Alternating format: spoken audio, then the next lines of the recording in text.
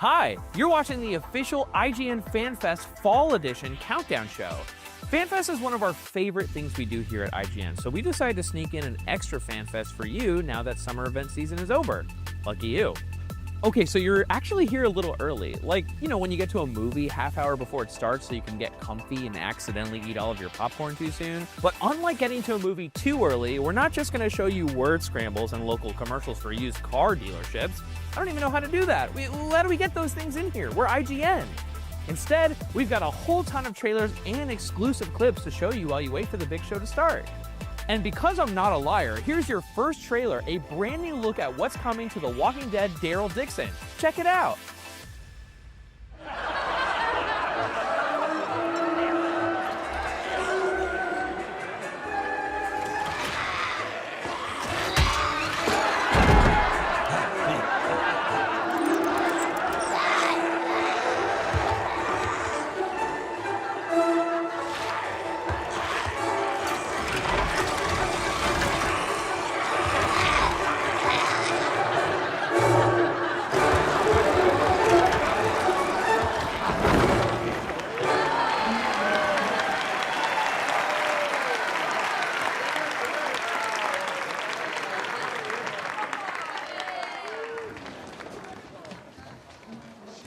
Ganar esta guerra entre los vivos y los muertos. La llama de la conciencia humana debe seguir ardiendo.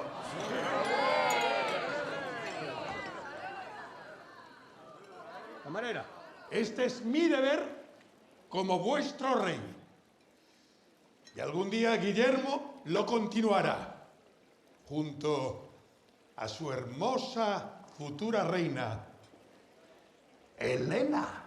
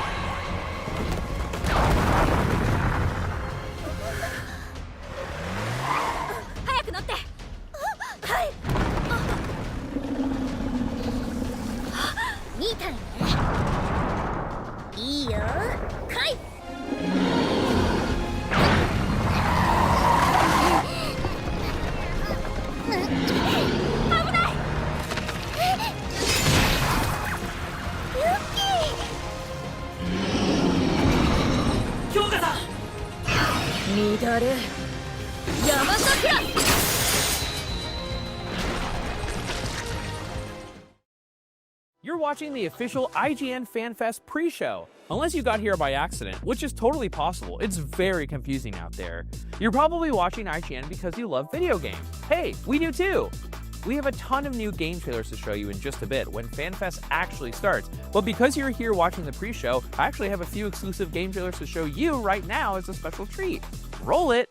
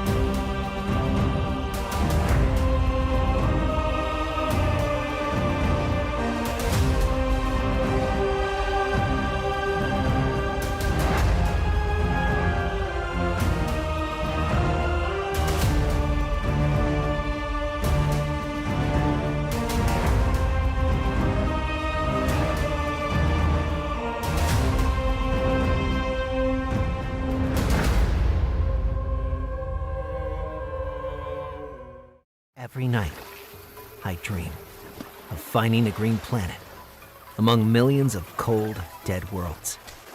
I see it in my dreams. I'll find it someday. But right now, I am still here. Nowhere. Oops! Would today be that day? I was hoping for a softer landing, but at least I'm finally here. Do you see it? Every plant hides a secret. I'm going to unleash my botanic powers. Met the locals. Then had some welcome drinks together. Found mysterious ruins with old machinery. Sadly, no plasma TV. Or air conditioning. Considered a career as a property developer. Astrobotanica, where science meets adventure, and nothing goes to plan. Warning, may involve teleportation, genetic engineering, hugging cavemen. Cave women too.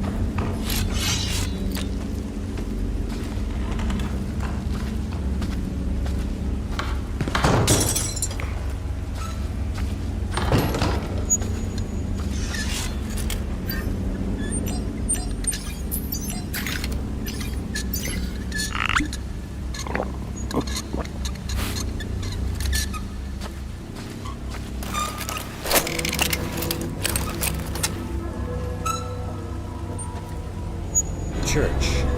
The priest might be able to give me more information.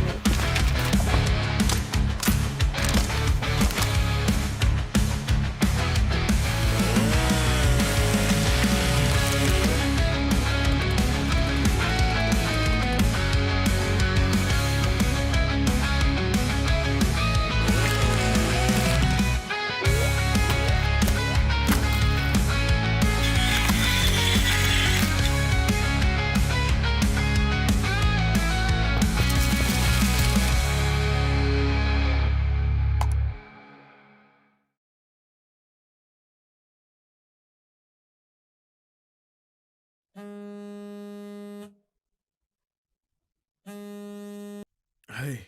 Hi, Danny. We'll be there in 15 minutes. Get ready. Danny, do you have to go? Don't worry, Sarah. I'll be back soon.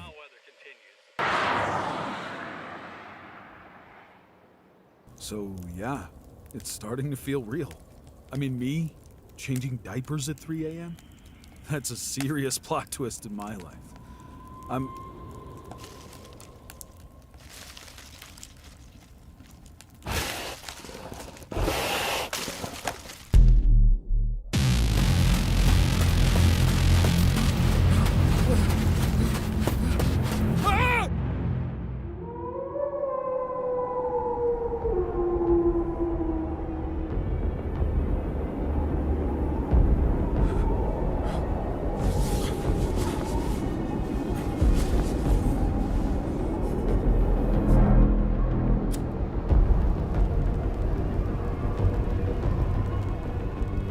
Joel! Mike!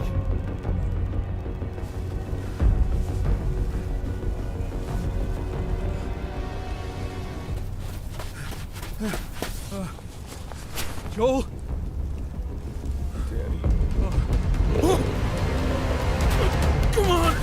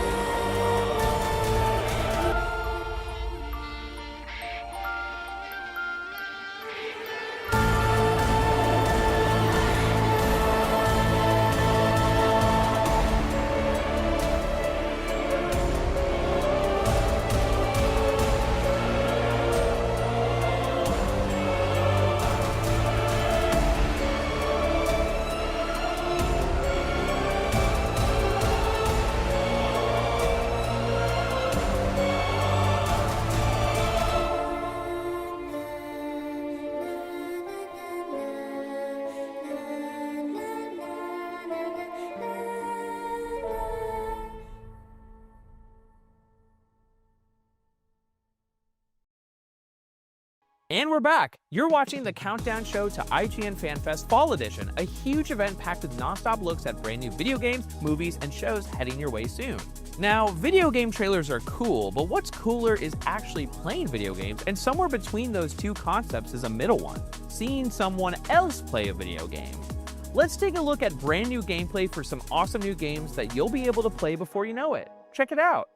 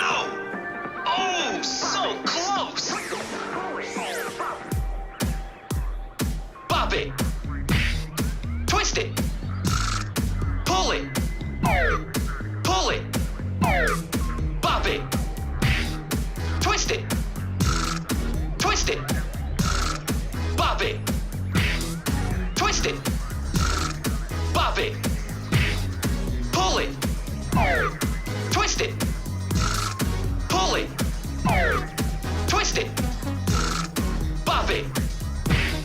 Bop it. Twist it. Pull it.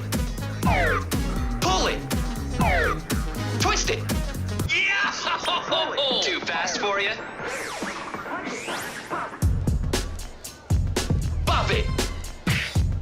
Twist it. Pull it. Pull it. Pull it. Twist it. Bop it. Twist it. Twist it. Twist it. Twist it. Twist it. Twist it. Bop it. Bop it. Pull it. Oh! Focus. Concentrate. Bop it. Twist it. Pull it. Bop it. Bop it. Bop it. Pull it. Bop it. Twist it. Bop it. Bop it. Twist it. Bop it. Twist it. Bop it. Twist it. Oh! I remember my first time playing Bop It.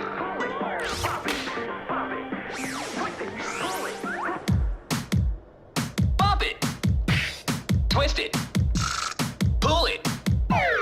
Spin it. Flick it. Pull it. Bop it. What? You were doing so well.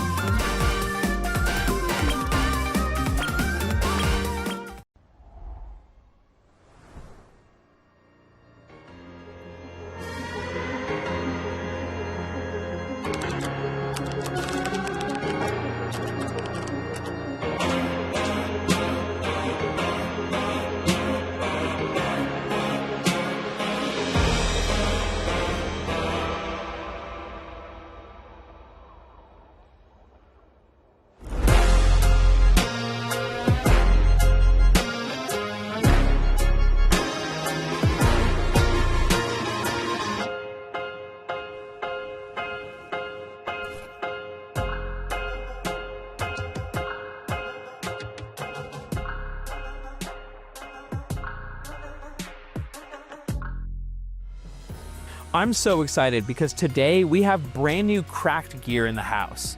Welcome back to the studio, Jack Ginchard from Cracked and Alec, aka Asai, from the internet. What's going on, dude? How are you guys? Act like we never left. You guys are here again. Alec, how are you? How's your family? Doing fantastic. Thank you for asking. Okay. Over the summer, you guys shipped the Cracked Gibson Les Paul guitar controllers. You shipped 2 different editions, and surely there can't be a new one on the way. And oh my God, what is this? What are you holding in your hand that I'm just now seeing? Yeah, so this is the Cherry Sunburst Collector's Edition. It comes with a variety of different things that we'll talk about. But just like you said, we recently started shipping our Black Tribal and Blueberry Burst guitar controllers. And this is essentially another version of that, but it comes with a bundle and a collector's kit. So yeah, I love the Cherry Sunburst color. It's very vibrant. I love my Blueberry Burst, but like this is a beauty. And I'm seeing a case. I'm seeing stickers, pins. What do you get in the collector's edition? Yeah, so just like your Blueberry Burst Pro Edition, it comes with the same features. So you have the Hall Effect strum bar with the haptic feedback. You have the mechanical frets. But not only does it come with one guitar neck, it comes with 2, both the OG style and the Rock Band style. It comes with this Pro custom Gibson branded or co-branded with Cracked guitar backpack. So on the sides, you've got these kind of compartments for both fret necks because you can disconnect the necks. It's got compartments for the body and then extra storage. It also comes with a custom shoulder strap, which is like a cream off-white with brown leather ends, a couple collector's pins, and a sticker sheet. So that's kind of the collector's pack. But what makes it interesting and what makes it different is this high gloss lacquered finish. This is very similar to what you would find on a regular guitar. Kind of, if you move it in the light, you kind of see the shine.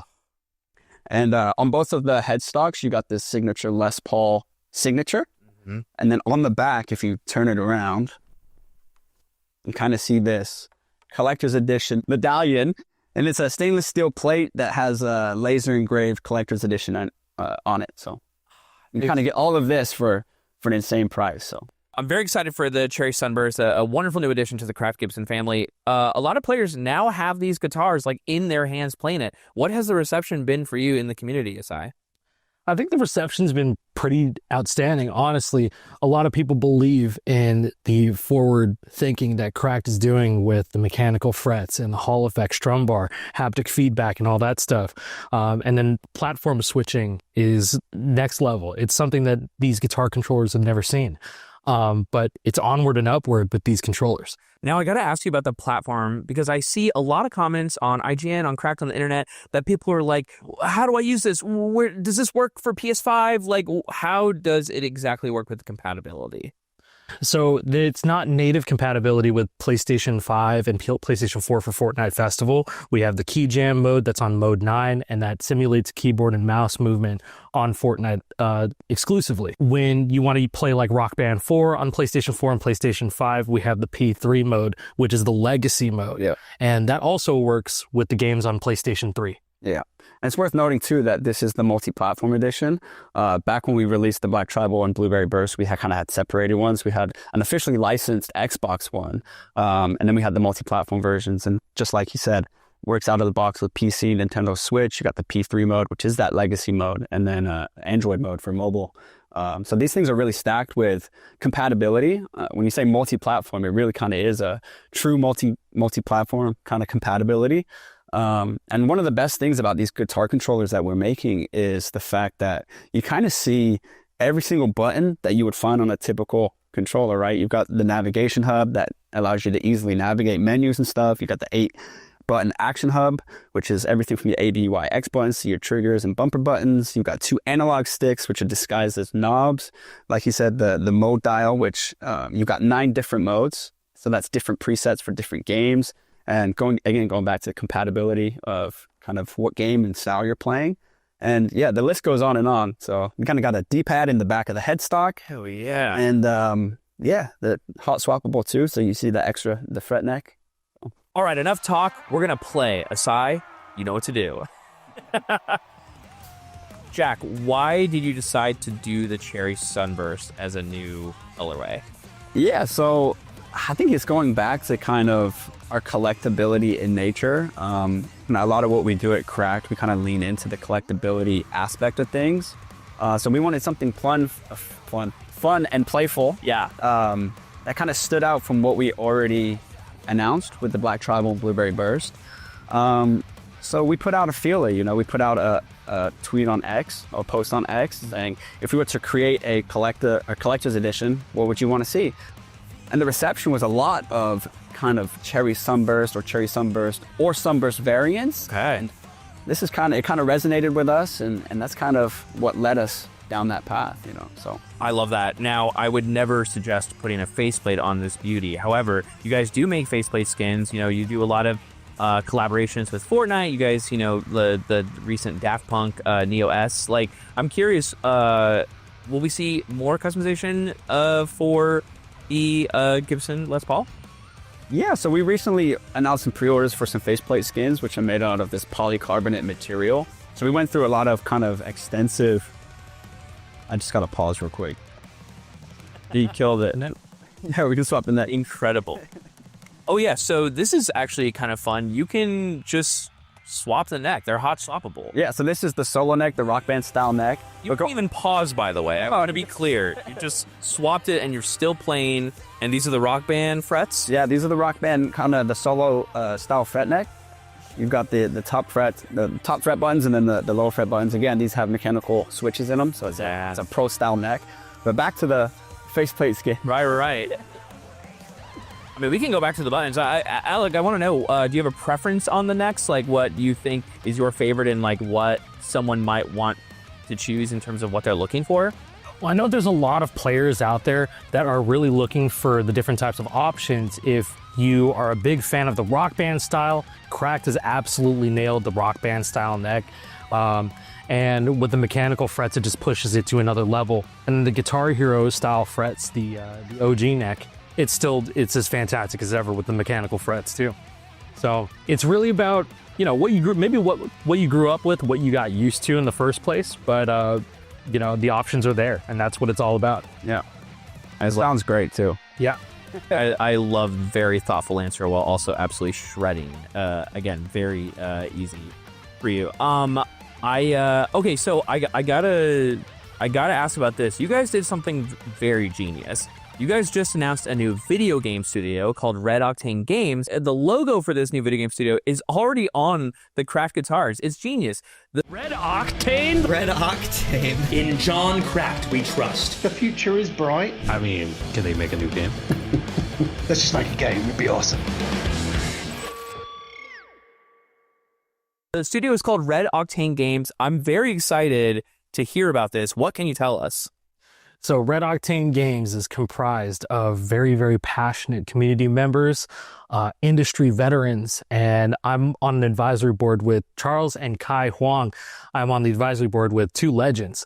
And so we're just kind of starting from the beginning again, and we're going to make something that's going to be special. Yeah. And it has everybody's interest in mind, with people who wanted a new game, with people who have been sticking with the games for a long time, fan projects. It's just all that stuff. We're listening to everybody. And it's kind of on the back end of kind of what we've done here too, right? It's like once we put out the Gibson Les Paul, the new hardware, I think it re-sparked a lot of interest, a lot of kind of passion within the community, because a lot of these people, they've been playing with the same instruments for years, right? Yeah. Been playing the same games, and they've even created community versions of these games. So I think the next natural step is the question of where's the game, you know? Right. So kind of that's what Red Octane Games is kind of all about, and you know, it's exciting. It's really exciting. I love playing my Blueberry Burst on Fortnite Festival because, you know, now that gorillas are in the game, I can pretend to be gorillas. I have to know though, when you're making a new rhythm game, what is the biggest thing that you think is missing from everything that's out there right now? What is something that you're like, we need to bring this into the world? I think the one thing that's missing is its accessibility.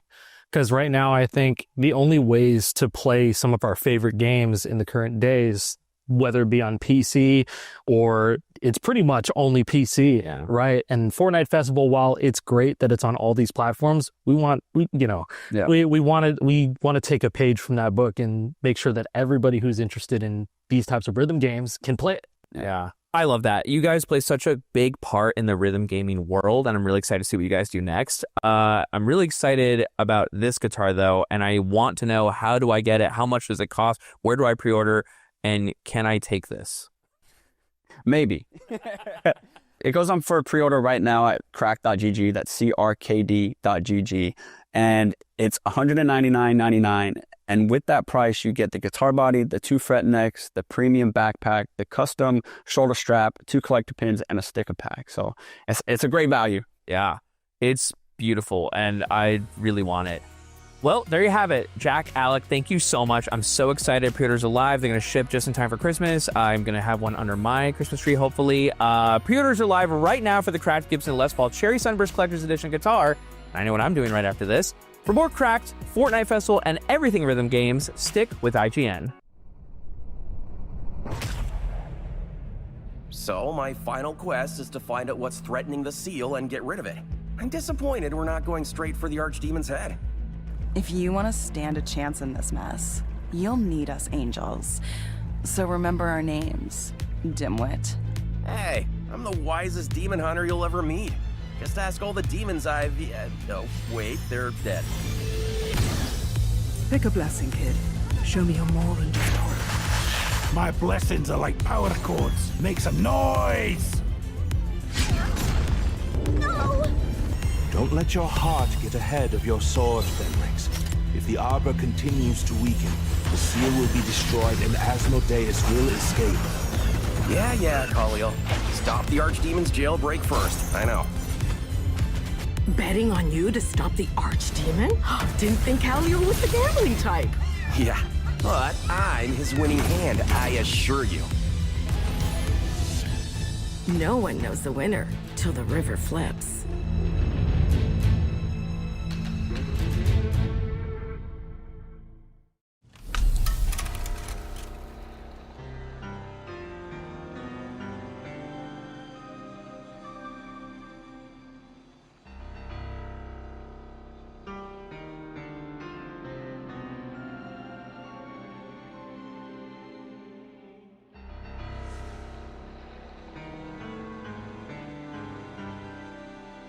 Osaka.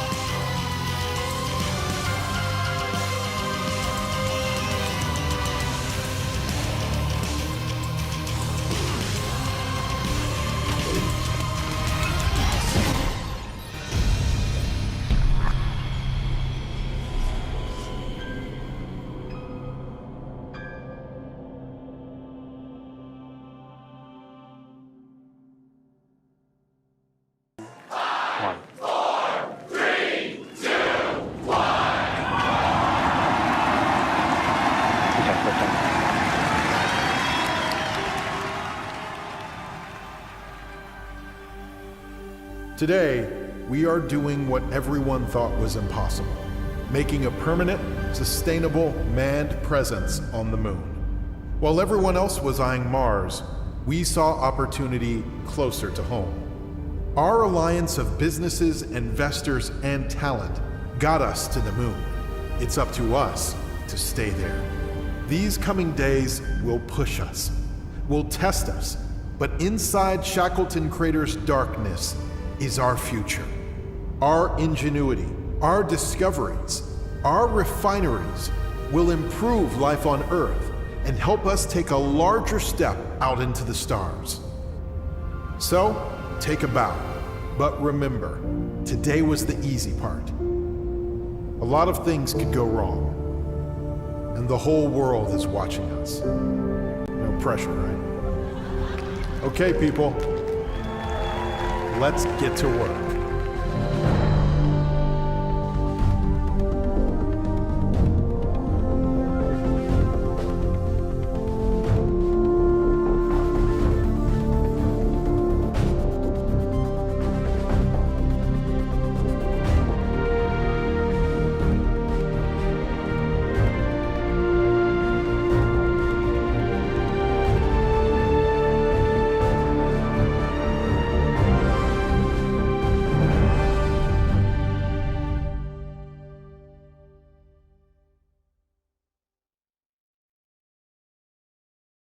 This is Nano Neighbors, a cozy idle game that lives right at the bottom of your screen.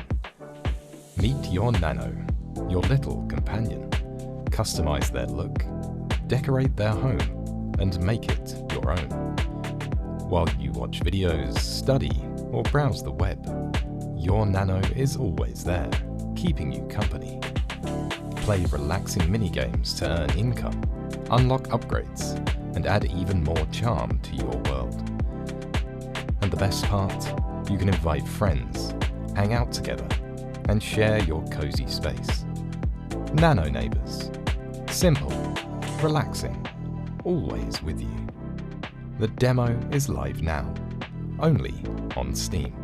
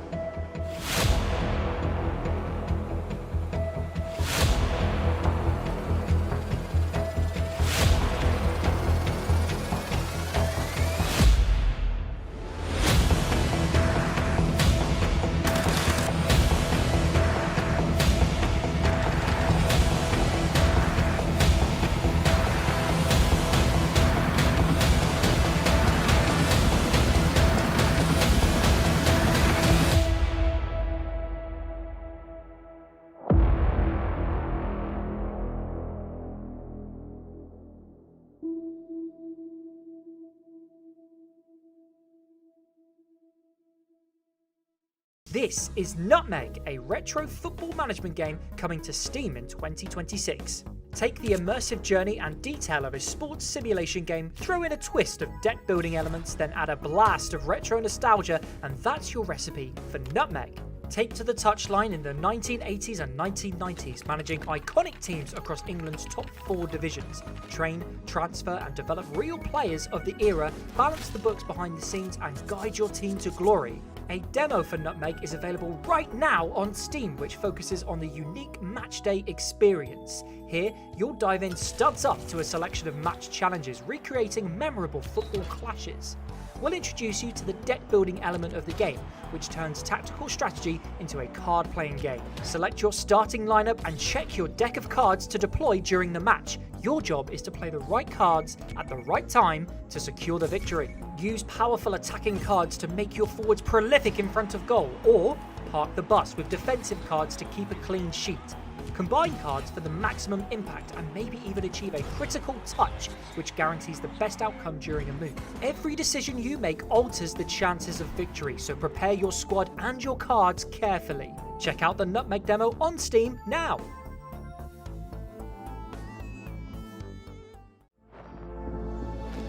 You adapted well to the environment.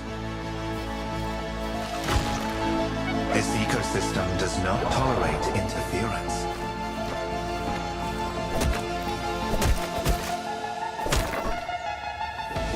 Local flora initiating regenerative protocols.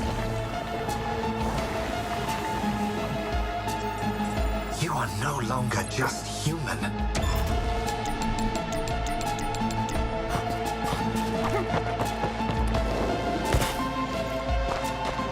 But you don't belong here either. Something inside you is changing. Adaptation is your only chance to survive.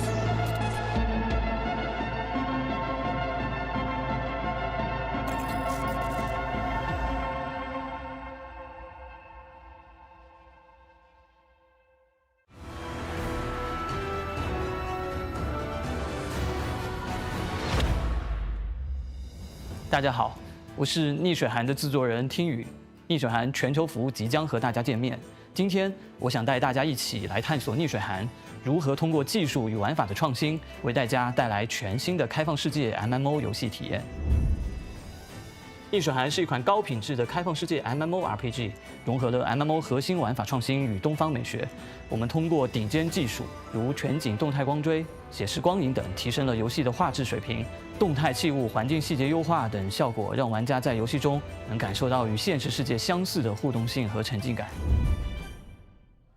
逆水寒提供了360度无边界的开放世界，玩家可以通过轻功和成影剑技能、自由驰骋、飞檐走壁、跑酷、滑翔等多种方式，让你自由探索这个庞大的江湖，突破传统游戏的限制。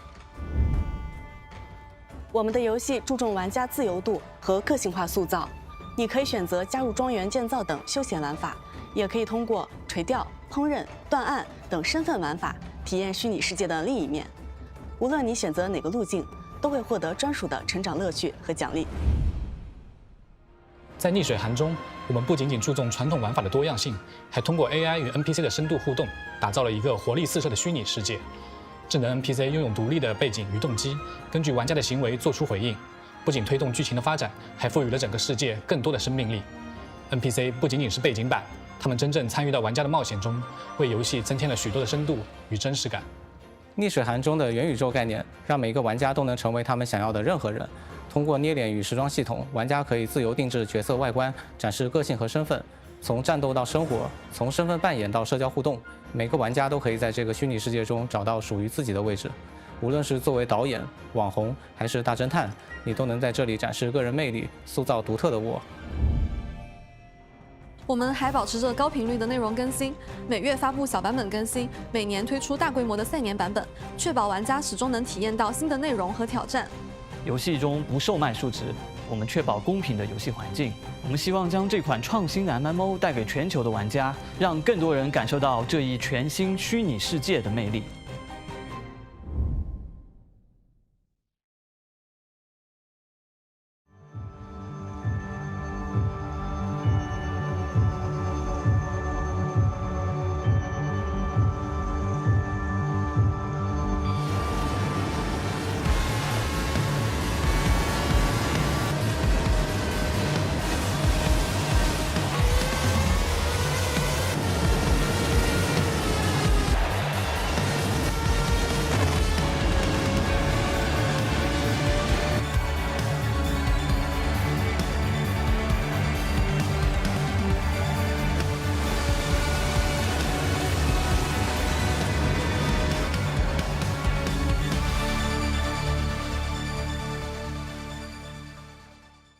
I'm Arvid from Wind Up Games. I want to show you our new game, Hella, a playful open-world adventure. In Hella, you play as a witch's familiar, a small but mighty mouse, accompanied by a magical froggy backpack. The story is about a kind old witch who's been the guardian of this land forever. She's now fallen ill, and the mice need to figure out a cure and also keep helping the local folk while the witch is feeling poorly. Hella brings together exploration, puzzle solving, action, foraging and crafting, but most importantly, it's a game about playing and having fun in a beautiful world. The game lets you choose your own path, both in the story and how you explore. There's a big world out there with lots of secrets waiting for you. You can play the whole game by yourself, split screen with a friend, or online with up to 4 players. Thanks for your time. Are you tired of moldy messes? Do you struggle with sticky goo and unsightly mold creeping into every corner of your fridge? Introducing the Mold Washer, the latest in fridge cleaning technology. Choose the perfect nozzle, target the toughest spots, and watch the mess melt away. Say goodbye to slimy shelves, foul odors, and that mystery green blob from 3 weeks ago. With Mold Washer, every shelf will be inspected, every jar will have sparkles, and your kitchen will shine like never before. Relax, unwind, and let the mold wash away. This hard-working sushi roll not only tastes amazing, but it will also work wonders in your kitchen. Call 1-700-MOLD-WASHER or add Mold Washer to your Steam wishlist. This indie game will feature pixel art, washing modes, and different noozles. Exciting but cozy gaming, incredible adventure, mold, colder refrigerators, stickers, sushi rolls, and more. Wishlist now and get your very own Mold Washer for 0 easy payments.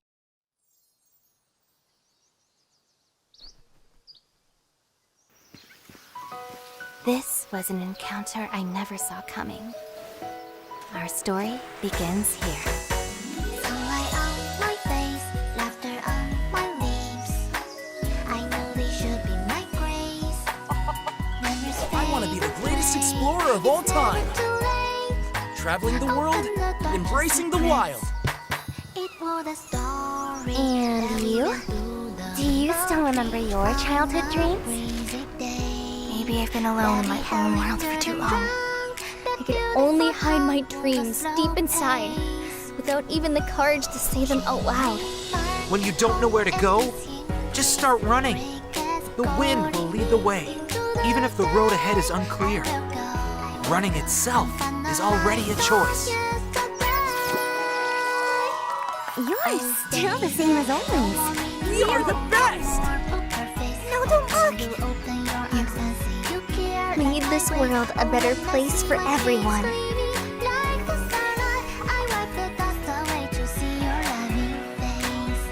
And the story goes on. The warmth of those unexpected encounters bring light to ordinary days.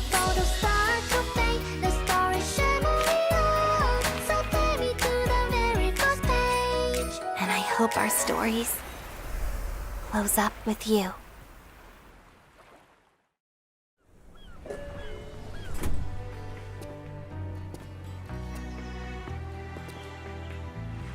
Hey, brother?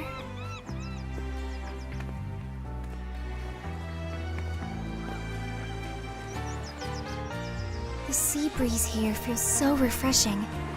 Don't you think? I'm kinda looking forward to our little getaway on Star Sand Island.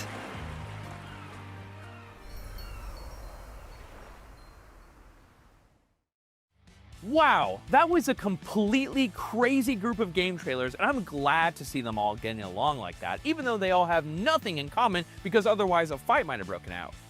Speaking of beating up your enemies, Scott Pilgrim and friends are really good at doing just that. And in the upcoming video game Scott Pilgrim EX, you'll get to kick ass all over town and throughout various fractured timelines, and also Canada. Let's take a look at what's going on behind the scenes on the making of Scott Pilgrim EX. Or is it X, because it's like ex-boyfriends? It could be EX, because every video game has like an EX thing. You know what, just play the clip.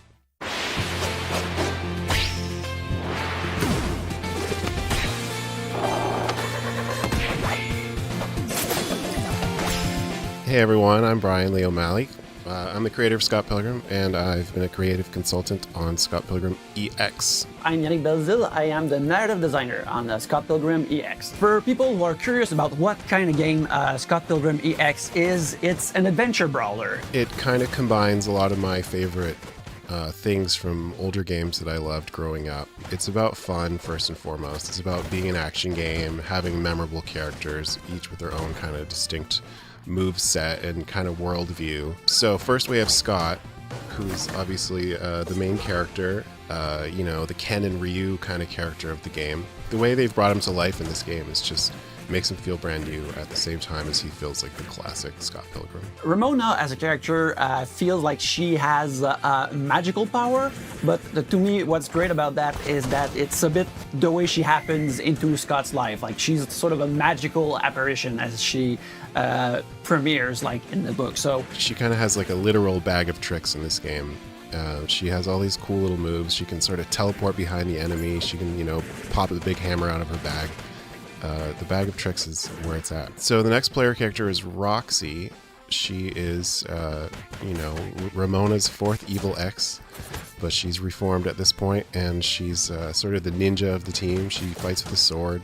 She's super fast. She spins around, and she's pretty much my favorite right now. On my end, I really enjoy playing as Lucas Lee, because I feel like he really embodies the character as he's presented in other versions. He's so much bigger than the other characters. He feels like he's the star of his own movie, which is how he sees life. We already have 4 awesome characters in play, but there are still 3 characters yet to be revealed. What I want is for people to be able to sort of dive back into the world of Scott Pilgrim that they know and love, or for the first time. That adventure begins in early 2026 on PC and all consoles.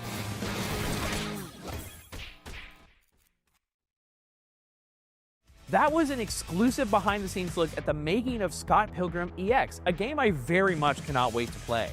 And with that, the Fall Fan Fest pre-show is over, and the real show is about to begin. Thank you so much for showing up early and hanging out with me today. I hope you had as much fun as I did. And now, on to Fan Fest. Take it away! There's no one over there. Fall is here. The halls are decked with bats and skeleton decorations. That pumpkin spice aroma is in the air. And IGN Fan Fest has returned for a very special spooky season showcase. For the next few hours, we're bringing you never-before-seen trailers, reveals, special celebrity appearances, and sneak peeks from the coolest upcoming releases across gaming, movies, TV, and more. So grab a snack, get cozy, and prepare yourself. IGN Fan Fest Fall Edition 2025 starts right now.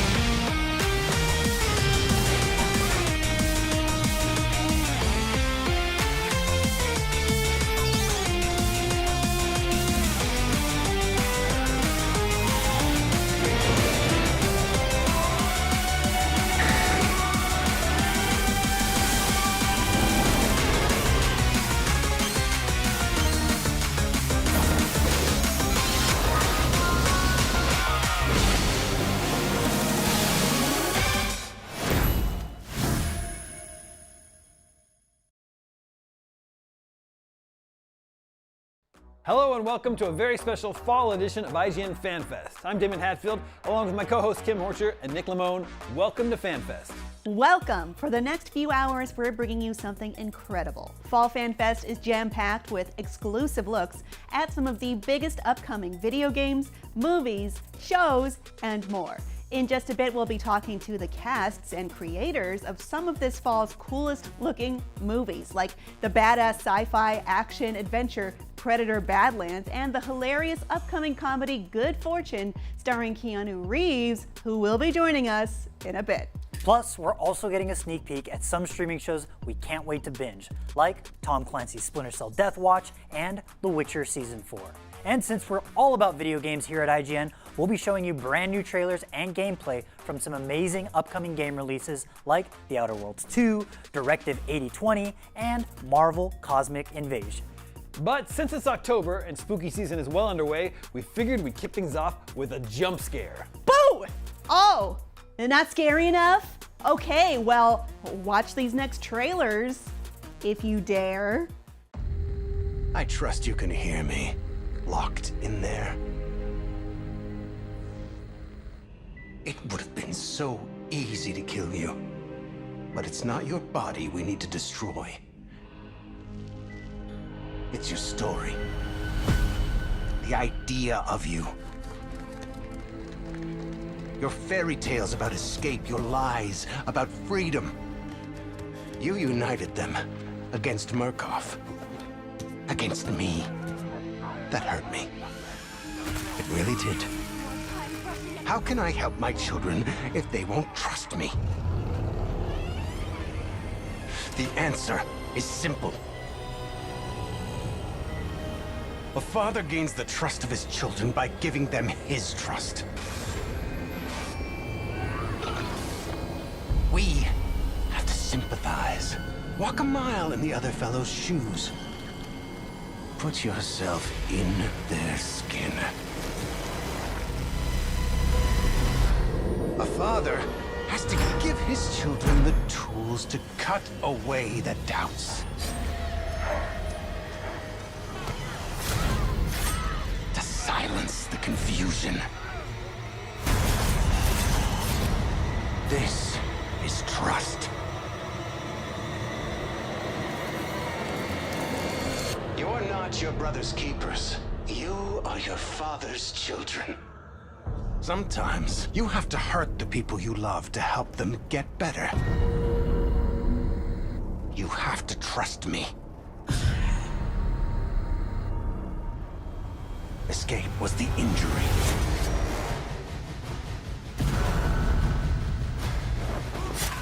Relapse was triage. Now, it's time for the surgery. It's time for invasion.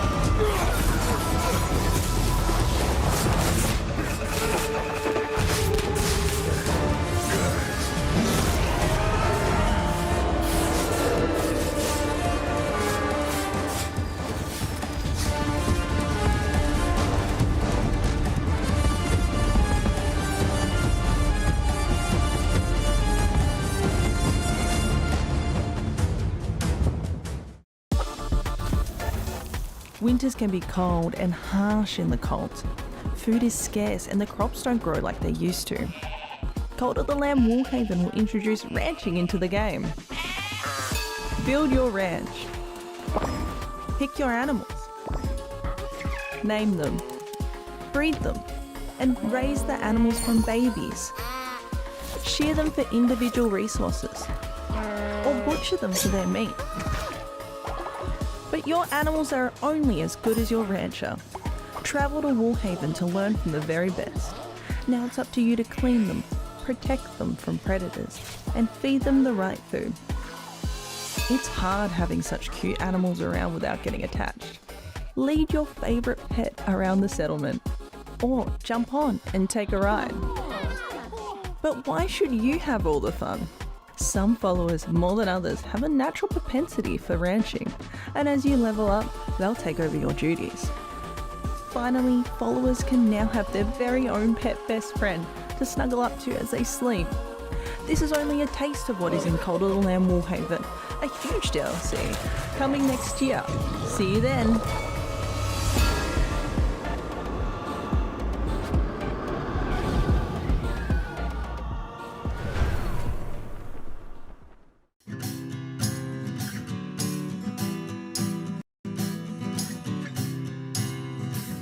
Akira Yamaoka is only the composer of the first 4 original games of the franchise. He was also the producer of the game. So Akira Yamaoka, through his music, has given to the game more than just the sound.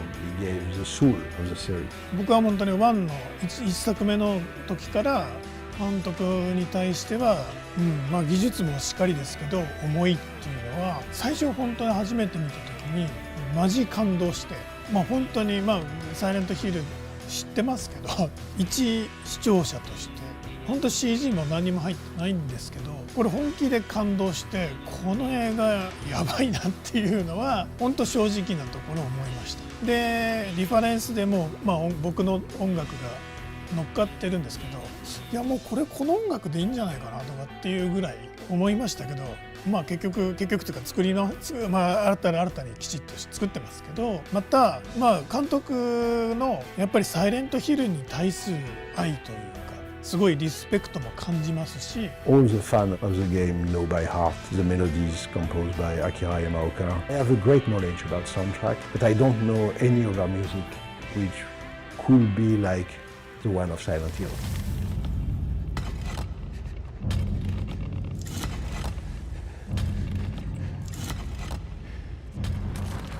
すごく音楽的ではなくその音自体に何か人間が感じるものその素材を用いて音楽的なアプローチをしたらよりもっと効果的なサウンドのデザインっていうのができないかなっていうのがもともとサイレントヒルを作るサウンドを作る時の最初の発想だったんですね。だから音楽的な楽器を使って表現するんではなくもうその素材自体にもともと持っている嫌な音っていうのも変ですけど人が聞いたらちょっとすごく違和感あるなひょっとしたらこの音だったらすごく気持ちいいなっていうのもそうですけどその素材自体が持ってるエネルギーを用いてサウンドのデザインをしていく音楽を作るっていうのもちょっと違くてその素材を用いてサウンドのデザインをしていったら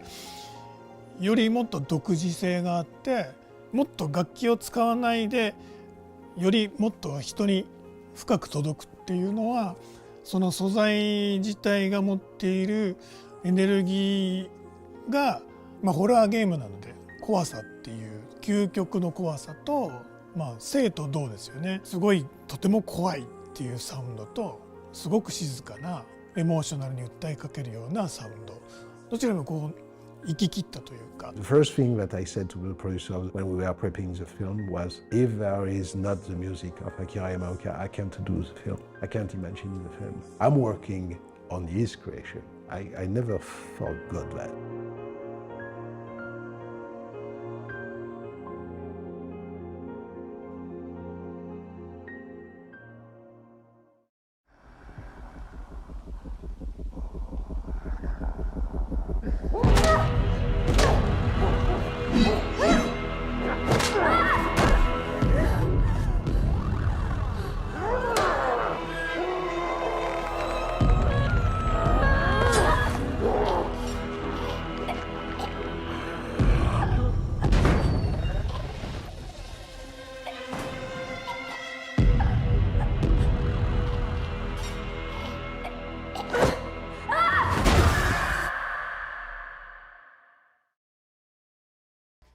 You just gotta look at some terrifying upcoming horror projects, including Guillermo del Toro's Frankenstein, which is hitting Netflix next month, plus the long-awaited Return to Silent Hill, as well as Dust Bunny, which is the first feature film from Hannibal showrunner Brian Fuller, and horror film Black Phone 2.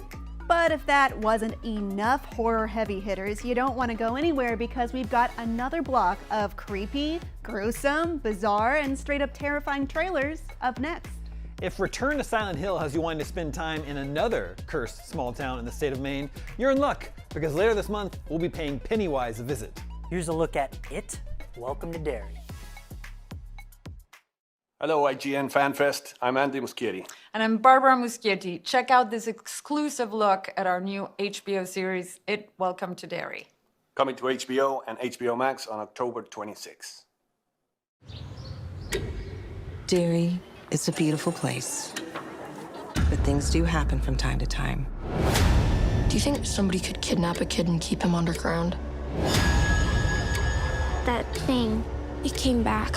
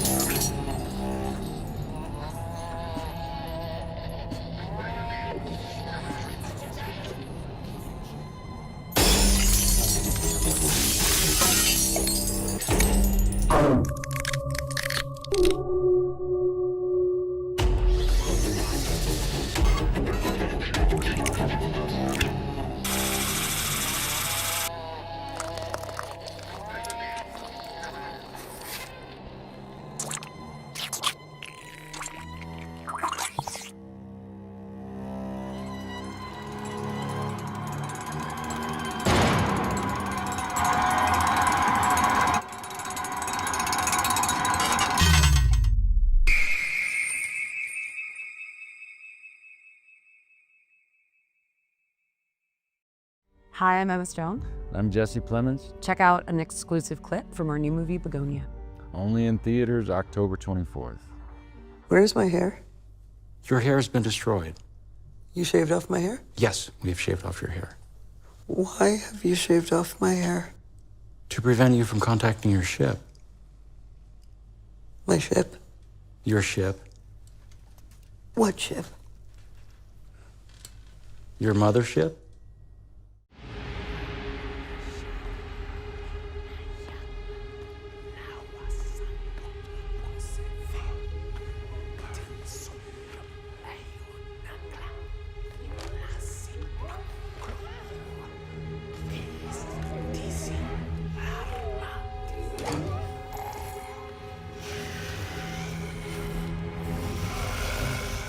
seen you before.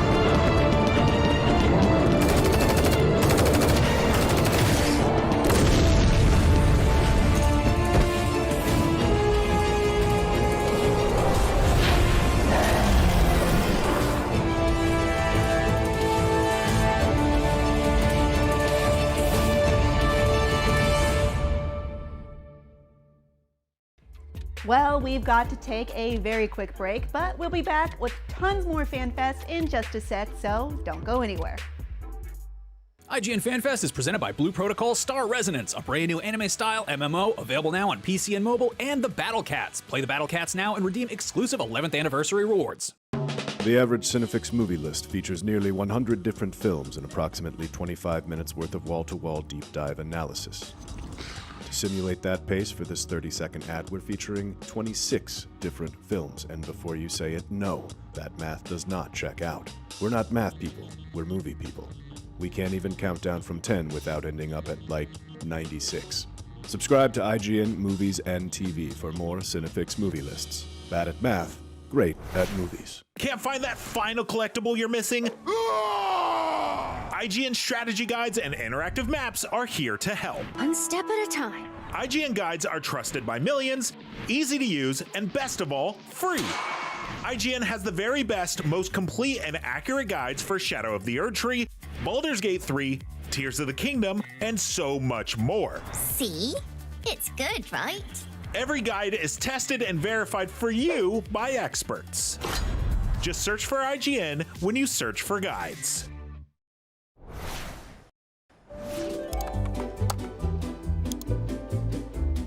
IGN Plus is where your adventure begins. What are you selling? Plus is the place to get unlimited access to all the tools you need to beat your games. Here's what you need to know for bringing down Gloomspawn. Plus awesome exclusive discounts on IGN Store. Maybe this would tease open your money pouch. Plus ad-free browsing on IGN.com. Plus, unlimited game help tools like premium interactive maps with your own custom map markers, filters, marker notes, and more. This will come in handy. Plus, access to sweepstakes, giveaways, and free game keys. Wow! Exactly. Want more? Head to IGN.com/plus and start your adventure today.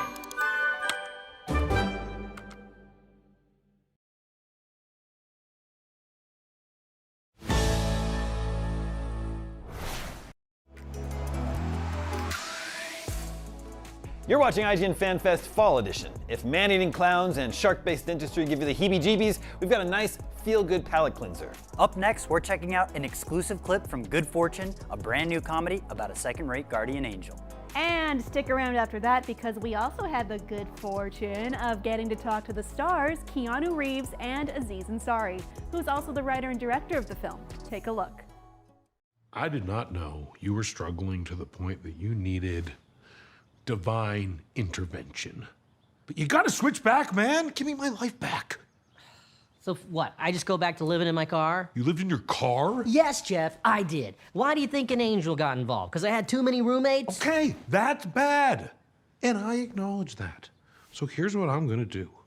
If you switch back right now, I'm gonna give you $200,000. You spent more than that on one of your watches. Switch back, or you are evil, and this angel man will send you to hell forever. Smite him! I can't send someone to hell. That's actually not my department. Good God, man, you were very unhelpful. You fired me because I put like $300 on your credit card. Why don't you tough it out for a few days? I see what's happening here. Eat the rich, am I right? You think because I'm a tech bro, I can't live your life for a little while? I can live your life in my sleep. I came from nothing. I'm self-made. You came from nothing. Oh, I came from very, very humble beginnings. What'd your parents do? My father was an orthopedic surgeon, and my mother practiced law. What's up, everyone? Michael here. We're here with Keanu Reeves and Aziz Ansari to talk about their new movie, Good Fortune, exclusively for IGN Fan Fest. Now, in this movie, Keanu plays a guardian angel who watches over and at least tries to help Aziz's character through a little bit of a rough patch. Arj, I'm an angel. My name is Gabriel. I'm here to save you. What? Who the f are you? How do you know my name? Keanu, let's start with you. There's a big sequence in the movie in which your character, Gabriel, has to wash dishes because he's had his wings taken away. Do you recall what the worst job you ever had was? I don't know. The jobs I had were like, I remember as a kid doing, a newspaper out in the winter when it's not quite snowing, but raining. Oh man, that wasn't fun. When you're 14, you're like, the Wednesday paper was big. Then the weekend paper you had to like put together. It's raining, it's cold, you're young. You don't know what's going on, and you just I was terrible. I was a terrible. That sounds rough. Sounds cold and rainy. That sounds awful. But it was good money for a kid. I tried to show him that wealth wouldn't solve all his problems. And? It seems to have solved most of his problems. You know what I mean? Like you had to collect, you had to do the thing, you had to like You're here in Toronto. Yeah, now we're in Toronto. Yeah, so it was actually a good gig. Now, Aziz, I want to talk to you about what it took to get this movie made. You've had some fits and starts as a theatrical director, but this project that you've written and directed is about to hit the big screen. Can you tell me what it was like to get this one across the finish line? It's so exciting. You know, whenever I was developing the movie, I always wanted it to be a theatrical movie, and yeah, every movie is a journey. I mean, every movie is a miracle, and you know, it's funny. It's John Wick weekend, and I was watching John Wick in the room while we had a break. And, really? Yeah, and in that movie, there was some story where like Ava Longoria like saved the movie, right? It's like every movie, even if you don't read about it, there's no movie I've heard of where we're like, yeah, we just wrote the script and we made it. Everything was smooth. There's no smooth sailing. It's a journey. And every film, a lot of people have to work really hard and a lot of things have to go right. And I'm so happy that it all came. You were a great captain. Oh, Keanu, tell me a little bit about working with Aziz as the captain of this ship, so to speak. Is there anything that you think would surprise the audience about working with him? I mean, I can't speak to what a surprise would be. I mean, you've done so much. But I think that, you know, as Aziz was saying, the challenges of making a film, you really need to have a creative vision. I'm an angel. See the wings? I know all about you. I know you lost your job. I know you're living in your car. I did everything I was supposed to do and nothing's working out. And the director also has to wear a producerial vision and take care of it. And the mood and the set and the whole production, the tone of it kind of comes from the director. I'm not really supposed to be doing this. I'm normally only in charge of saving people from texting and driving. You know, he created a really wonderful creative environment, and it was really special. Oh, it's very kind. Aziz, next question is for you. What is it about working with Keanu that made you think that he was the perfect choice to play a guardian angel? Maybe I can show you that life is not all it's cracked up to be.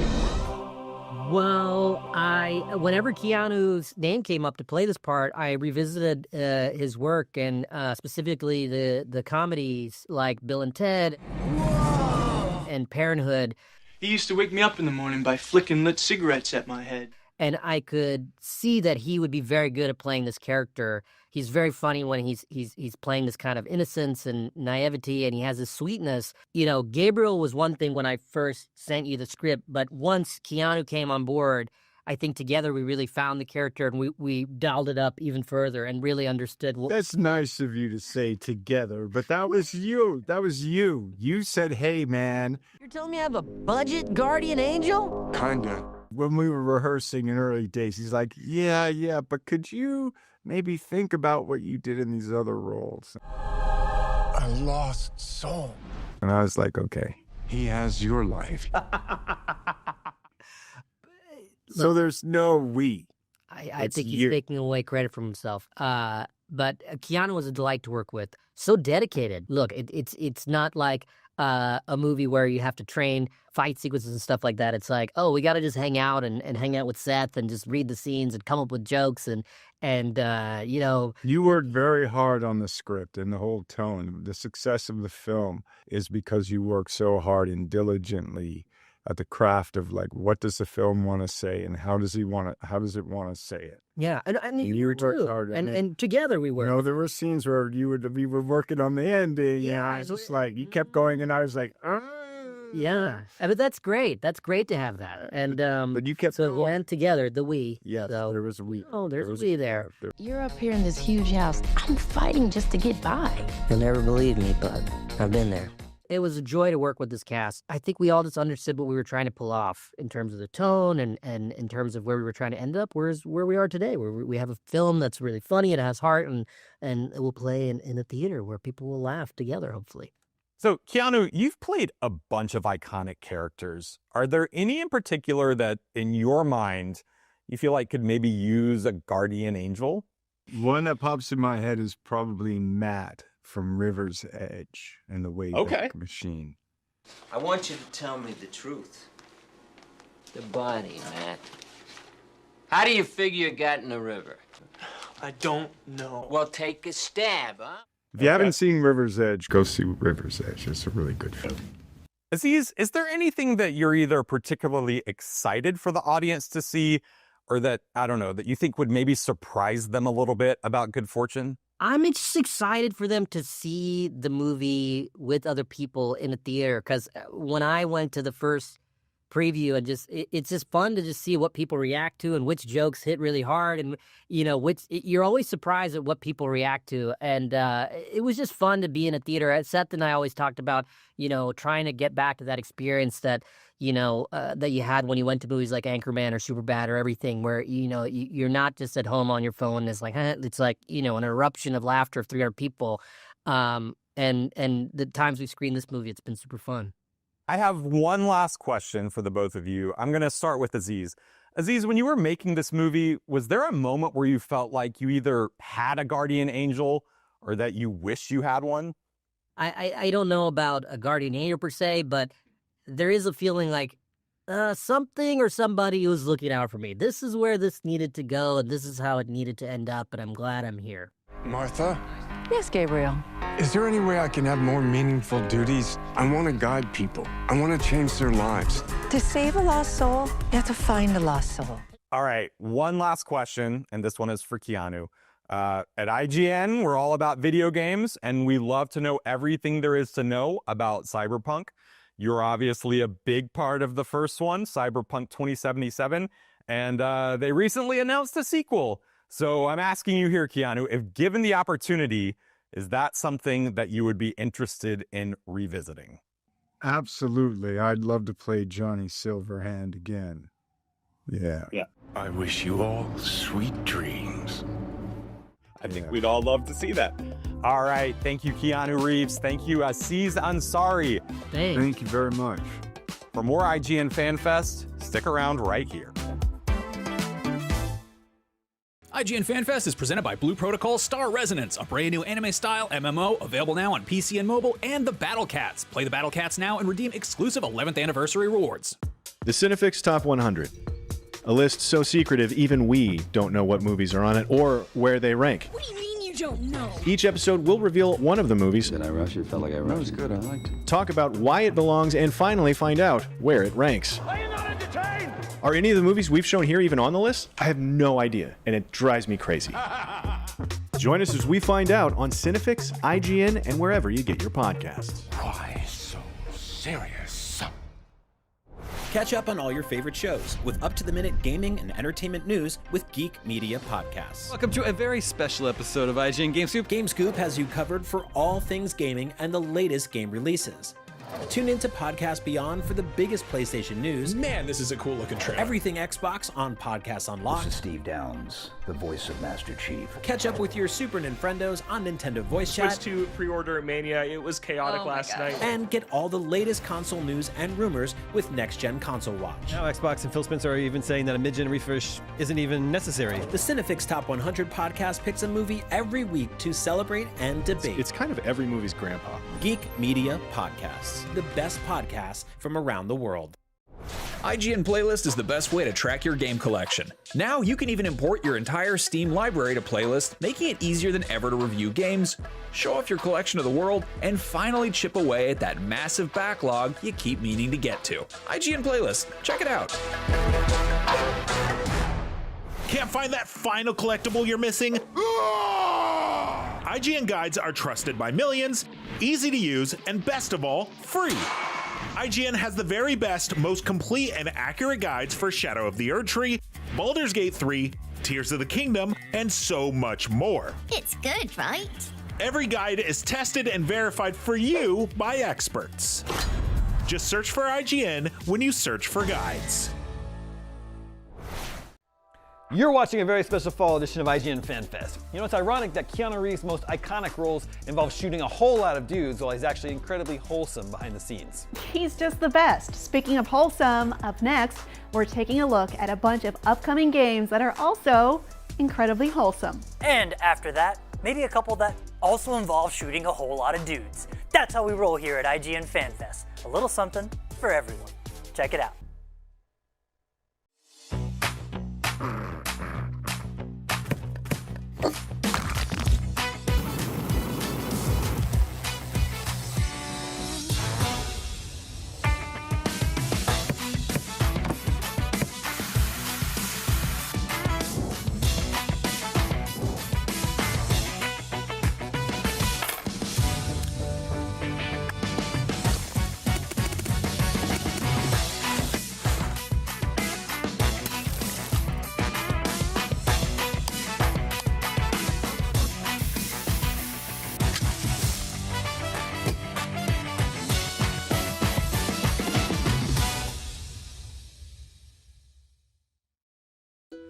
In Anno 117 Pax Romana, the amphitheater will be the largest monument in your city, and in Anno ever. But first, you have to build it. And as a reminder, the empire wasn't built in a day. You can start construction on the monument once patricians make their way to your city. But it can only be constructed in Latium, the heart of the empire. When the last stone is set and games begin, your city will erupt in celebrations. Parades flood the streets and citizens rejoice with excitement. Building such a monument will bring prestige and happiness to your people and can even improve your standing within the empire. Inside the arena, gladiators clash in epic battles. And as a governor, the way you stage these spectacles grant powerful buffs, and not just for your city, but also for your armies. And the entertainment doesn't stop here. Flood the amphitheater to create an Naumachia and host the legendary naval battles, the ultimate display of Roman grandeur. Build the fantasy and step into glory. Anno 117 Pax Romana is launching this year, November 13th. Add it to your wish list today.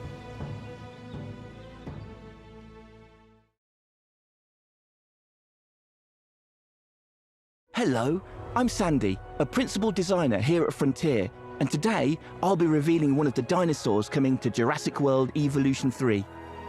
If we head over here, we have an enclosure already set up with our dinosaur added. Let's take a look. This is the Therizinosaurus, an incredibly unique and imposing herbivore. Its name translates to scythe lizard, and it's easy to see why. It's believed to have had the longest claws of any animal in existence, a feature it very likely put to good use defending its territory from any unsuspecting dinosaur that wandered into it.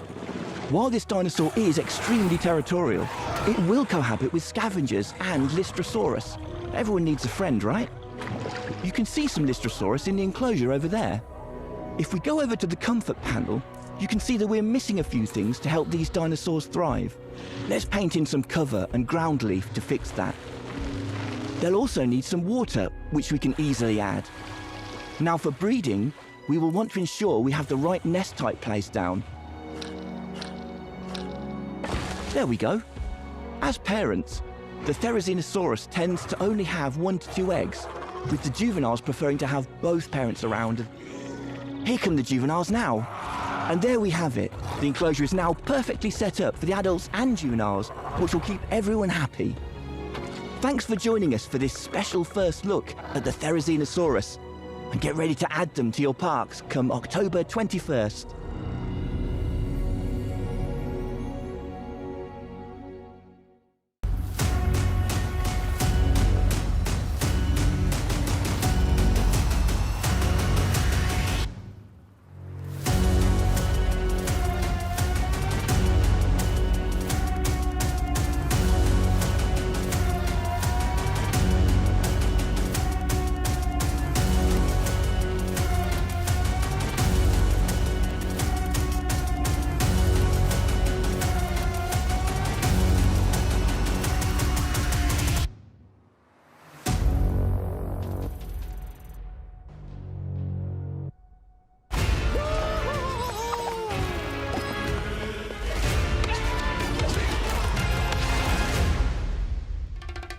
Another peaceful day in Bikini Bottom.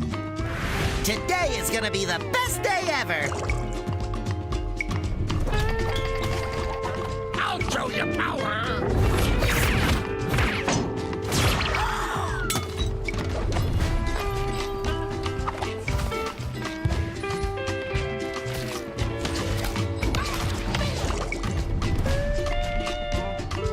Goldfish Island, rumored to be the hiding place of the legendary treasure of Captain Goldie. You can't both float, but you can surf. Grab that ghost board if you want to get to the lighthouse.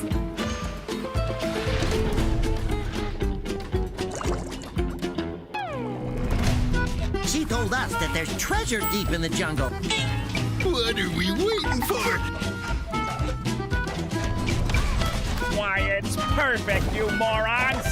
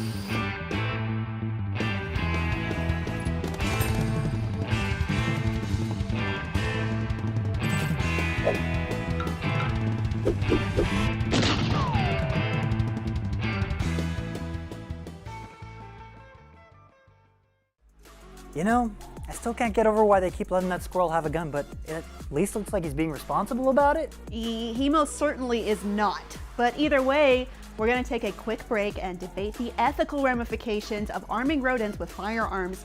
But we've got lots more FanFest coming up, so don't go anywhere.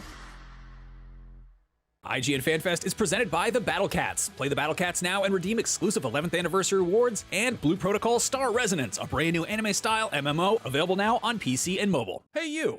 Looking for a way to wear your fandom with pride? The IGN store is the ultimate destination for awesome merch and collectibles from the biggest games, movies, shows, and everything in between. Cruise the wasteland in style with a Vault Dweller hoodie and replica Pip-Boy. Whatever you're into, you're bound to find something. See for yourself and head to store.ign.com today. IGN Playlist is the best way to track your game collection. Now you can even import your entire Steam library to Playlist, making it easier than ever to review games, show off your collection to the world, and finally chip away at that massive backlog you keep meaning to get to. IGN Playlist, check it out.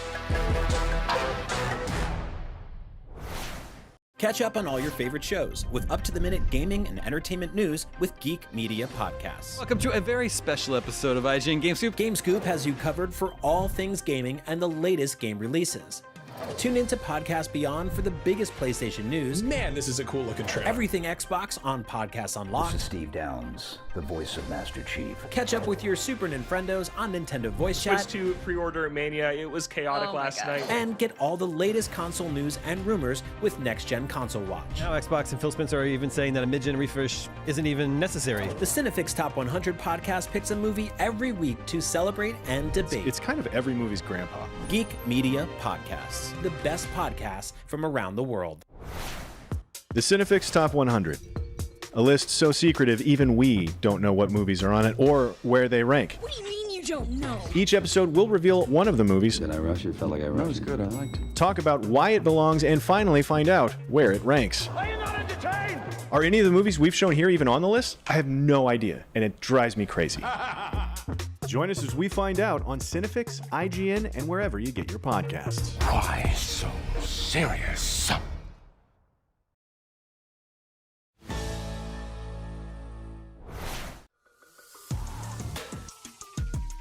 Welcome back to IGN Fan Fest Fall Edition. Coming up later today, we're taking a look at the return of Sam Fisher in Splinter Cell Deathwatch, Netflix's original animated series. But coming up next, we're checking out a different Netflix series based on the beloved franchise, starring a grizzled badass who's really pulling off that white wolf look.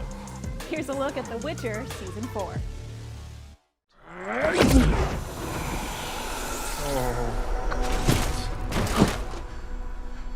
How did he do that?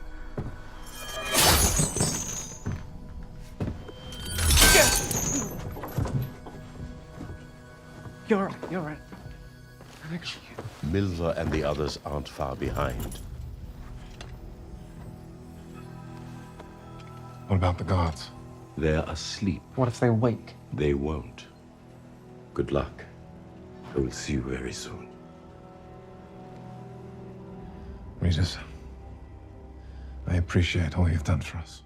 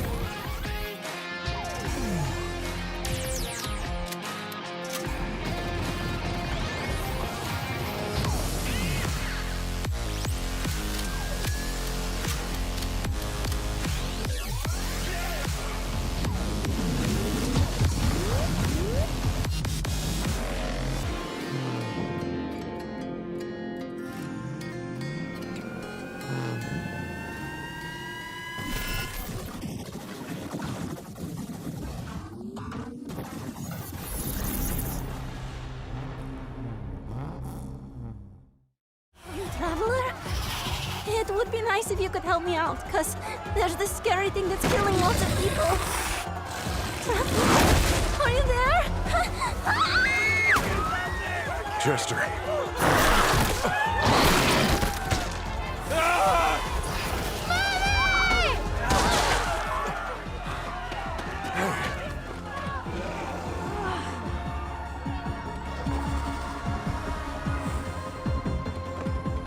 Steady there now, son. It's all right. Trust me.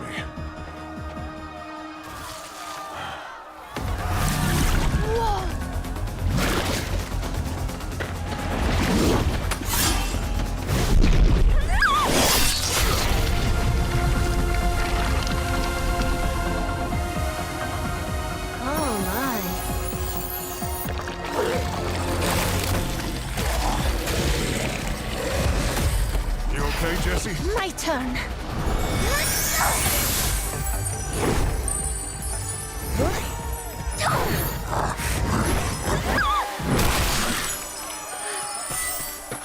Ring the bell, win a sugary prize.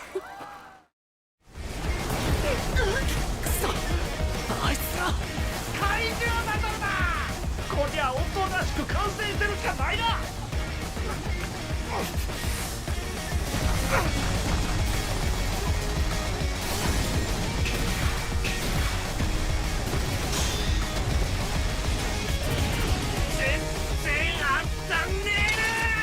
ゴキブリみたいだ。爆発おとりこい。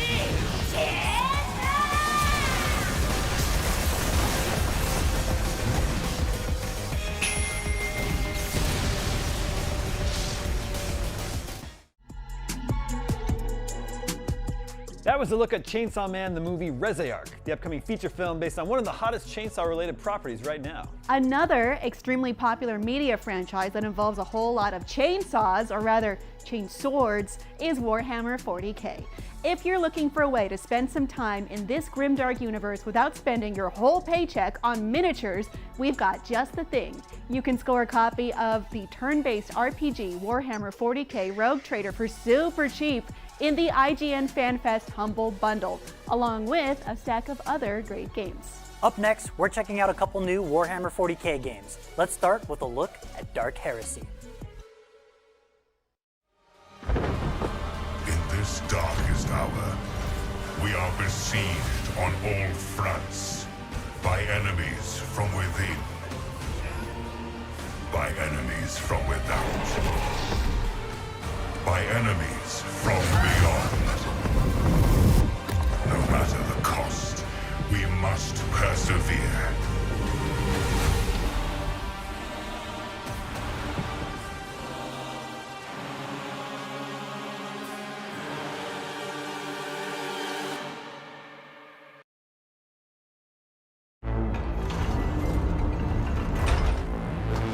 You are standing against the Lord Captain von Valancius, heir of Theodora von Valancius, the Prince of Dargonus, conqueror of the Void, Tyrant Slayer, savior of the Rycat system, guardian of the Coronis Expanse, subjugator of Janus, architect of the trade, explorer of the Dark City, vanquisher of the corruption, the Pathfinder,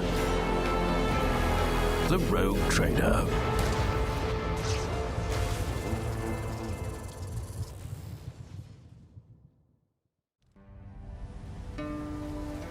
Blissful retreat.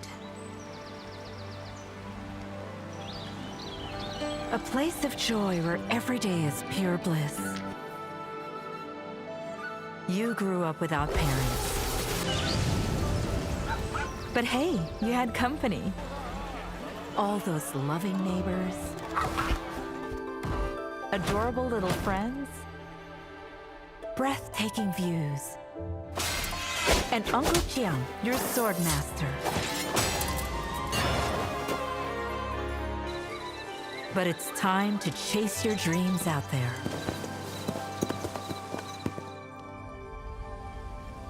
Welcome to Kaifeng. Total madness, and you'll love every minute of it. Streets humming with crowds. Serene palaces towering above. And thousands of people with their own stories to tell. Enjoy rousing live performances. Street fights that'll get your heart racing.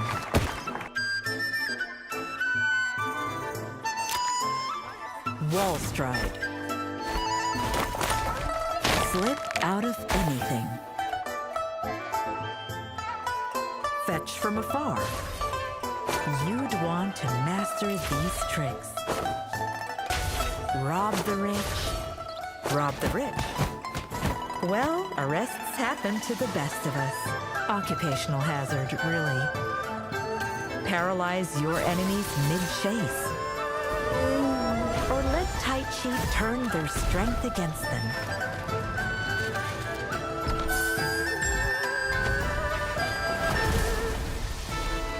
Or just yell really, really loud.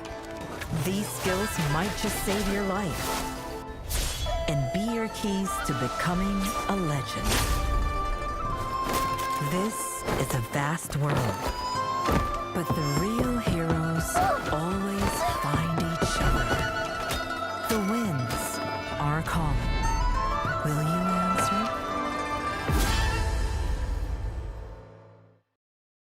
Peggy 16.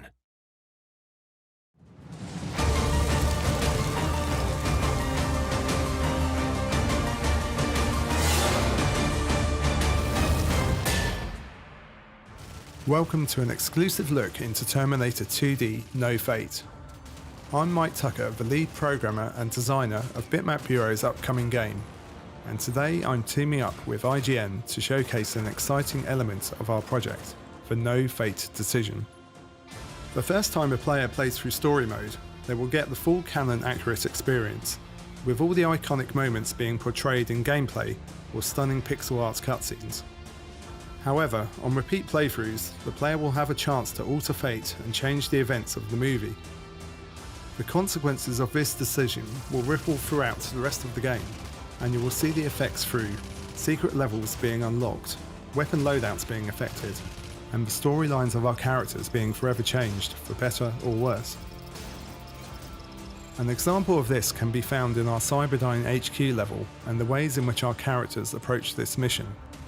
In the main story, John has ordered the T-800 to not harm anyone, and as such, when the player assaults the HQ, Sarah goes for a less deadly approach, utilising a pistol, while the T-800 is not involved in dealing with the SWAT team.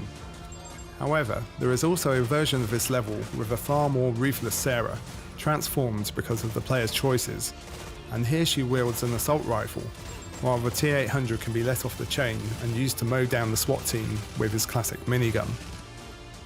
Adding in this pivotal decision the player must make gave us a way of staying accurate to the movie, while also opening up the possibility of new scenarios and gameplay ideas that can make repeat playthroughs both rewarding and entertaining, allowing fans of the franchise to experience battles they have only ever dreamed of before.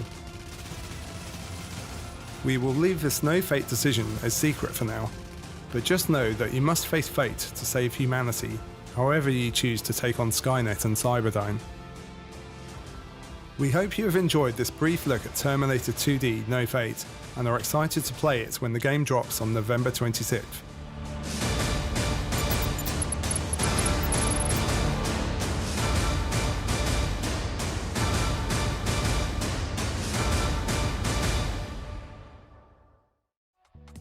You just got to look at Terminator 2D No Fate, the upcoming video game based on a beloved action movie where Arnold Schwarzenegger battles an unstoppable killing machine that uses advanced technology to blend into its surroundings. If you're looking for another game that also fits this extremely specific description, you can grab a copy of Predator Hunting Grounds. It's just one of the many awesome games that's part of the IGN Fan Fest Humble Bundle. It's a great way to get yourself hyped up before Predator Badlands hits theaters next month.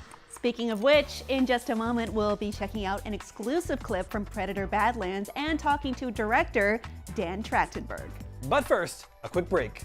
IGN Fan Fest Fall Edition continues after this.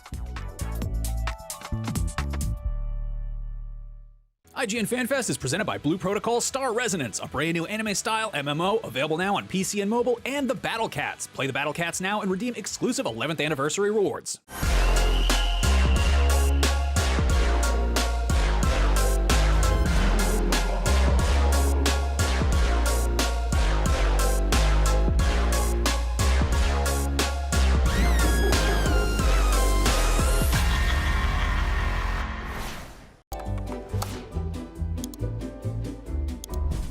Plus is where your adventure begins. What are you selling?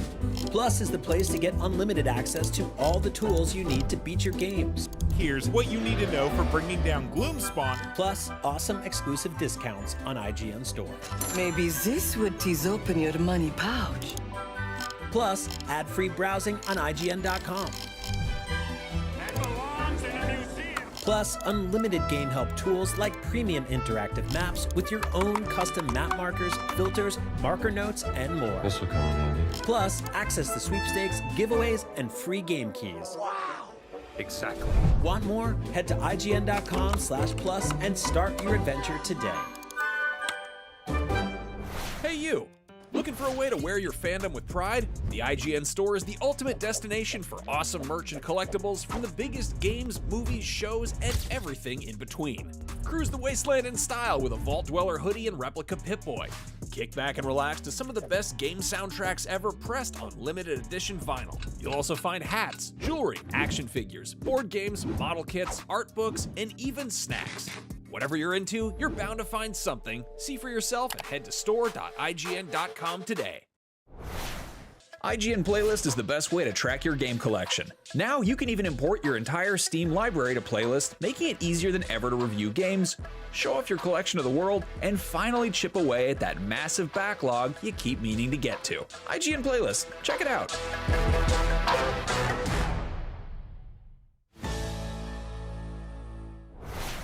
Step into Blue Protocol Star Resonance, the latest anime MMO where you become the hero of your own story. This anime adventure lets you customize your character, explore the vast world of Regnus, dive into thrilling dungeons, and experience dynamic combat across 8 unique classes, all while connecting with a global community of players. Blue Protocol Star Resonance is available now on PC, iOS, and Android with full crossplay and progression. Let's check out the trailer.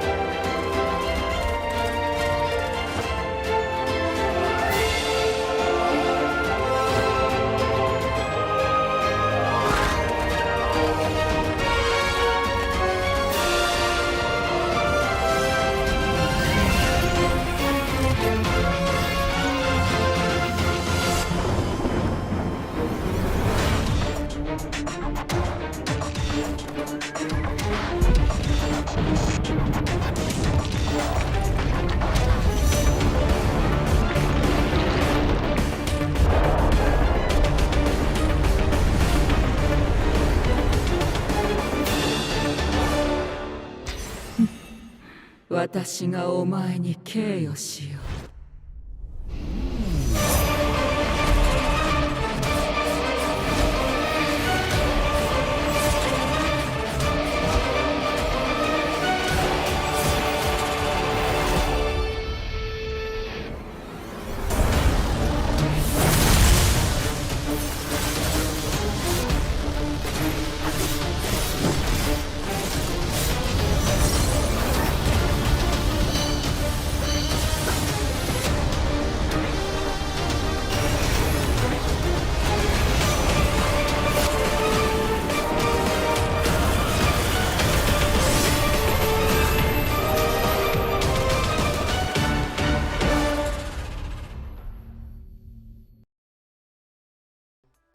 You're watching a special fall edition of IGN Fan Fest. In just a bit, we're getting new looks at games like WWE 2K25, The Outer Worlds 2, and Warframe, plus a couple of surprise video games you never even knew you needed. Speaking of which, coming up on October 23rd is the Galaxy's Autumn Showcase featuring world premieres and exclusive new looks at 50 different games from developers around the world, including Devolver Digital, Saber Interactive, Blumhouse Games, Team 17, and so many more, you won't want to miss it.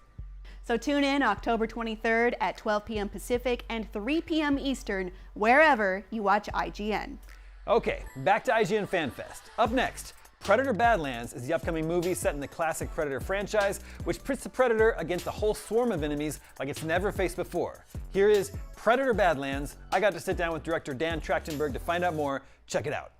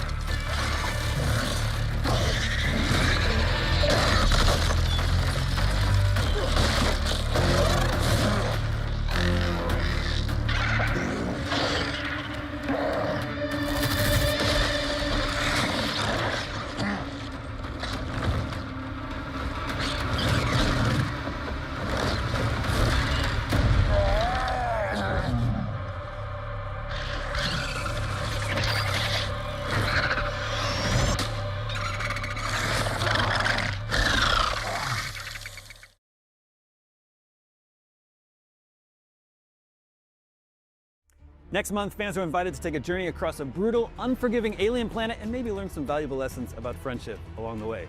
Here to tell us all about Predator Badlands, I'm joined by director Dan Trachtenberg. Welcome.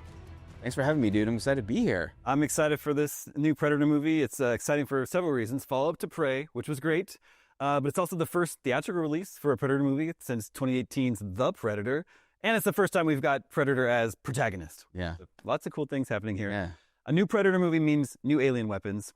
Tell us about Deck's Arsenal. Deck is the name of our... Deck is name, very well pronounced, yeah. Tell us about Deck's Arsenal this time around. He starts out with a number of really cool gadgets. I've always felt like there's a link between the Predator franchise and James Bond. Oh, cool. Part of what we enjoy about going to see is like, what kind of gizmos does he have? And I've been stuck in the past with my entries into the franchise, with Prey set in the 1700s and Killer Killers set in multiple different decades, but all in the past. So I've always had to think, what would his weaponry be if it was a little bit more pre what we're used to seeing and saw in '87. Now I'm well into the future. So he's got laser bows, has an awesome laser sword that has multiple modes. His sword that he uses, he holds like a classic knight or samurai would, but then it switches into Tonfa mode, and you can use it almost like a glaive. Or in fact, the inspiration initially for that was I play a lot of WoW, and the Demon Hunter glaive weapon was what sparked that. Very cool. So yeah, far in the future, there's at least some loose connection to the Alien universe and Weyland-Yutani. So have you thought about or shared like where this movie lines up in the Alien canon? There's a lot going on while we were making this movie. Romulus was not yet out, and I hadn't seen it yet. And Alien Earth, I was aware of happening, but not sure where that was going to end up. So we decided to set ourselves well into the future. So all the stuff that has happened would have happened before our movie. We're not trying to squeeze in, and also cognizant of how in this day and age, with all the media that we have, some of it can feel like homework. Oh, sure. And you kind of have to like remind yourself, where in a timeline does this sit between this movie and that movie? And I really do not want that to be the case with Badlands. So we're off on our own. So you're driving the Predator franchise on the big and the small screen. Would you have any interest in working on a Predator video game? The most amount of interest that someone could have. In the office when we were making Prey, we had a Nintendo. We had, by the way, I consider Contra kind of pretty much the same. They literally traced Arnold for that. So the Predator NES game is impossible. And I didn't know of it when I was a kid. I was going to say, when I used to love GamePro, and there was a contest in GamePro to design a level, and then you would make it in the magazine. Cool. And I designed a Predator video game level that I'm sure I was just copying Contra. And I did not make it into the magazine. Oh, no. But no, I am desperate for there to be a third-person action-adventure Uncharted, Assassin's Creed, that kind of open world thing. Concrete Jungle was something that I missed, unfortunately, and was that a long time ago. And there's just so much fun to be had game-wise, I think, with Predator. I hope it could happen. I hope it could happen as well. So Alien Earth just wrapped up its first season. Lots of new creatures, interesting new creatures introduced there. What's your litmus test for inventing new life forms that are a good match for the Predator? Making them as scary as they possibly could be and intimidating. And for this movie, he needed to find something that was bigger in scale and scope so that you feel like he's the David in the David v. Goliath. I really put a lot of thought into not just there being a cool design for a creature, but how it ecologically works. It's not just a new set of creatures that he's up against. He's up against a planet, and it's not just the creatures that are trying to kill him. It's the planet itself. So even from the trees that people may have just seen to the blades of grass and to the flora and fauna, like everything on the planet is trying to kill him. So, of course, Badlands is only one of 2 Predator movies that you've got this year. You also had Killer of Killers, the animated anthology film, which is awesome, by the way. And then one of the big surprises you revealed at Comic-Con earlier this year was an extended ending of Killer of Killers. It showed the return of Arnold Schwarzenegger's character from the first Predator and Danny Glover's from Predator 2. So recently, Elle Fanning was she posted a photo with Arnold from a Comic-Con event in Spain with a Predator statue in the background. Coincidence? No, I was very excited to get them together. It is coincidental that they happen to both be getting this award, the ceremony in Malaga, and we made sure that they could say hi to each other. So it was cool. Good Very photo cool. album. Yeah. So in Badlands, you worked with a linguist to create an actual Yautja language. Did they also act as a dialect coach to sort of teach how to pronounce it? Yes. And thankfully, Demetrius Schuster-Kolomatangi, who plays Deck, happens to be very gifted in speaking this language that I'm telling you, it's one of the hardest languages to wrap your mouth around. And our linguist, our language specialist, Britton Watkins, started coaching him in the beginning, and then soon Demetrius became the coach to everybody. And it's very challenging, but he was really, really skilled at fighting and all the action stuff, and also speaking Yautja. Of course, you also directed Prey, the previous Predator film. That sort of like returned the series to its roots in a good way. It's much more focused. Got back to like the essence of what Predator is. Badlands seems a lot bigger in scope. So how do you sort of like make sure the spirit of what people love about the Predator is still there? Yeah, I mean, I would say that on the one hand, like the fun of Prey was the back to basics, so to speak. And the fun of Badlands is that it's so much more than you would possibly expect. And I think sometimes there's a tendency for sequels to get more lore-focused than story-focused. And as much as I wanted to mine the culture of the Yautja, the alien species that the Predator is, I wanted to make sure that it was not overly focused on let's tell the backstory of all the different and here's the Senate trade agreement between this tribe and that tribe. It's still very much a genre exercise, and it's really an inversion of the original movie. It is Deck is the Dutch of this movie. Interesting. Yeah. All right. So in the comics, the Predator has fought, and this is true, Batman, Superman, Wolverine, Spider-Man, Black Panther, Judge Dredd, Tarzan, the Terminator, and Archie and friends. So if you could make a movie where the Predator fights literally any existing character, who would that be?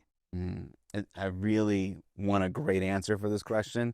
It's frustrating that especially the new Marvel comics have had him fighting everyone. Wolverine is kind of a great answer. Good, yeah. It's a little bit too perfect, but it's happening right now. You know what? Lobo. Oh, wow. That's cool. Which is it can't exist because Marvel DC. But I think the spirit of Lobo is very connected to the spirit of the Yautja culture. Yeah, that would be interesting. When I read this question and asked it to myself, the first thing that popped into my head, my Stay Puft Marshmallow Man moment was Nathan Drake. Oh, wow. Nathan Drake's in the jungle searching for some treasure. The Predator's following him. He sees Nathan murder hundreds of guys at once, so the Predator's All right, so he's like, you're the alpha. Yeah. Yeah, it's true. I just feel like he would rip him to shreds. But, Nathan's smart, though. He's smart. You're right. No, he would be. You're right. Yeah. So the first Predator was 1987, I think. I want to say I saw it in theaters, but I would have been 9. That feels too young. What was your first exposure to Predator? The very first exposure was in a carpool on the way to a karate tournament. Cool. I was in 3rd grade-ish in 87, and all the 6th graders had seen Predator. I was not allowed to. And they told me the entire movie on the way to the tournament. Yeah, no, I remember that happening to me with Die Hard and multiple Friday the 13th. The best. Thing too. And what I saw, pretty close to the movie. Yeah. So how did you find yourself now kind of in charge of the whole Predator franchise now? Thankfully, people liked Prey. I mean, it took that, Prey worked out. And then having these ideas, when Prey was working out, I started to realize the studio might ask if I had any more ideas. And from just putting, the vice press on my imagination and seeing what could come out, it was 3 ideas. And one of them was Killer of Killers, the other is Badlands, and there was a 3rd idea. So I think it was just from the, trying to grind out the imagination to see what I could figure out led me to doing these projects, and we'll see how, people dig Badlands. Yeah. I'm super excited for it. It feels like, I love the Predator franchise. It feels like it's in really good hands. So thanks, man. Thanks for taking such good care of it. Predator Badlands will be hitting theaters and ripping spines on November 7th. Right now, there's more IGN Fan Fest coming up. Stick around. My name is J. Daniel Atlas. You may remember me as your personal favorite of the 4 horsemen of magic. Now watch closely as I make the famous heart diamond appear on my palm. Gee whiz, he must be as starved for attention as Greenpeace here. Rest assured that the diamond is completely safe. Is it? Now, a wise man once told me, in the mirror, in fact, never assume you're the smartest person in the room. Prove it. Be my guest. All right, well, let's see if we can get that case open. Abracadabra. Huh, nope. Alakazam. Wait. Open sesame.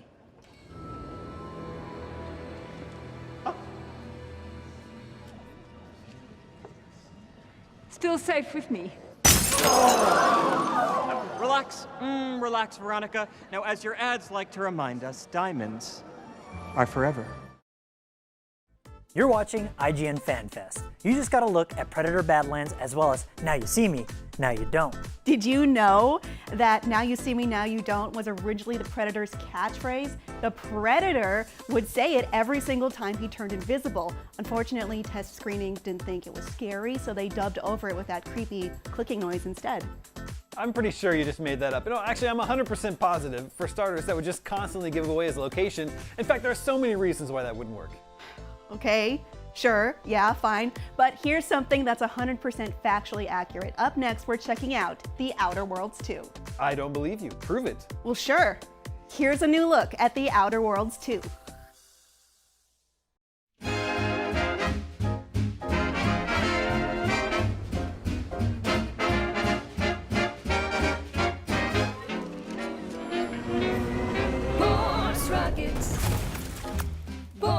Rockets.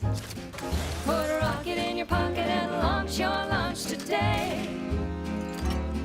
When you miss the call for chow, but you want to eat something now, you'll go for lunch with Force Rockets. When your team is getting cream and your winger's out of steam, recharge your toss ball through with Force Rockets.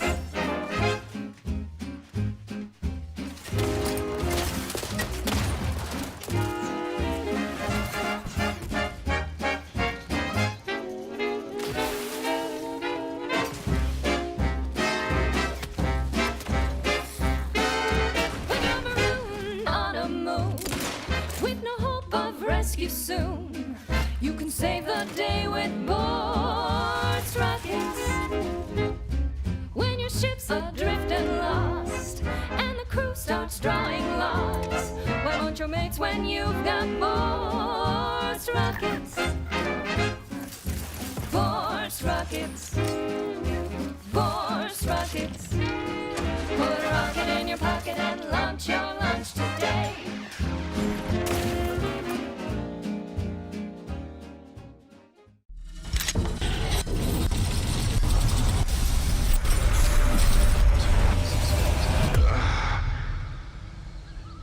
It's not over yet.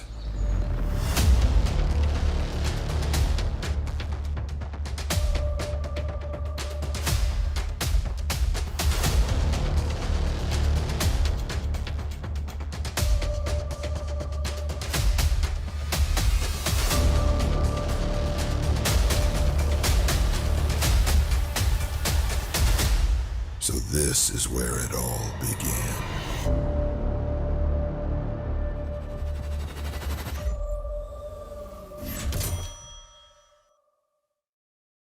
Hey IGN fans, I am Lewis Pullman. Check out our exclusive trailer for our new game, Goodnight Universe, coming out November 11th on PC and console.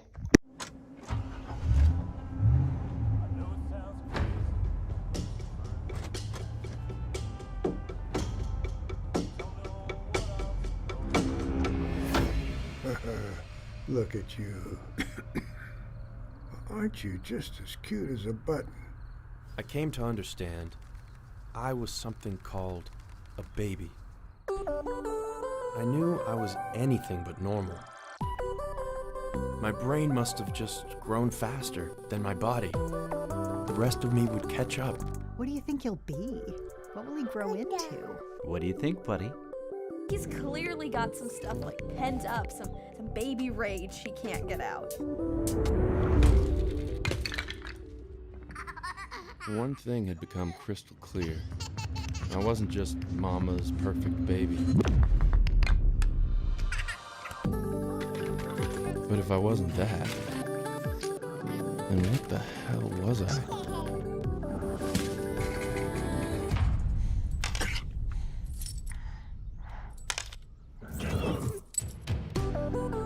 I have to go now, but don't worry. Babies are trippy, man. They will find you, and they will take care of you.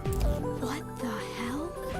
And then, when you're ready, they will get you home.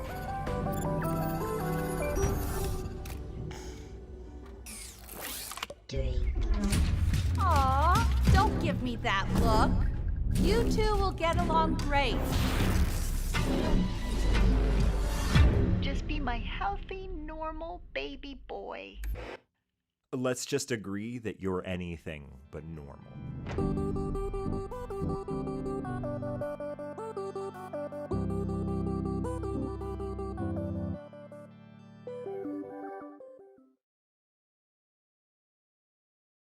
Raiders bearing 447, Karam 225, Viper, Wolf, adopt defensive formation. They're targeting us! How long till we can fracking jump? Lieutenant, status report. Extensive damage to our hull. Civilian ships hit. 80 dead, injured still counting. This Cylon encounter was the deadliest so far. Start repairs immediately and allocate as many resources as we can to the civilian ships. Commander, we're out of scrap. We need to start scavenging. Shall we send someone to a nearby wreckage? Do it. What else? The workers want scrap from us, but can we really afford it, Commander? Negative. Repairs come first. Lieutenant, what about ammunition? We used up our last nuke in this fight. We had to. The Galactica is still many jumps away. Check abandoned military convoys nearby. Commander, the R&D department requests scrap to upgrade our hangar bay. We're barely able to repair our hull right now. Denied. What about the med bay?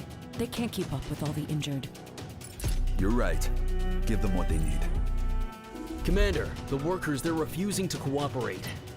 Now's not a good time for a strike. Open negotiations. We can't have them turn on us now. Greatest contact. Cylons approaching. Action stations. Deploy all squadrons. Start FTL calculations now. Raptor, stand close by. Viper, head for the Raider. Don't let them get close. Wolf, I want you to focus on the snipers.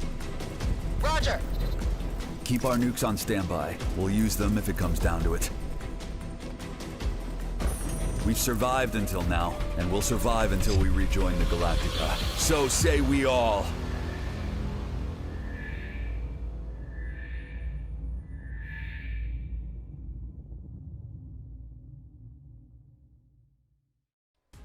You just gotta look at Battlestar Galactica, Scattered Hopes, Goodnight Universe, Dead Zone Rogue, and before all that, The Outer Worlds 2 right here on IGN Fan Fest Fall Edition.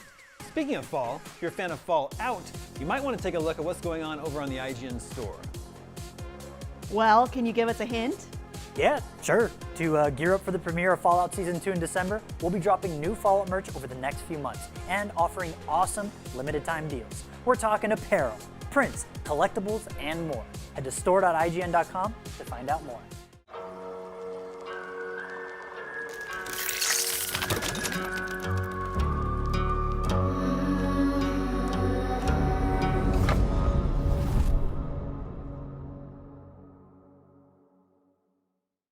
Coming up next, we've got more games set in the far reaches of space. Here's some never-before-seen gameplay from Ambrosia Sky.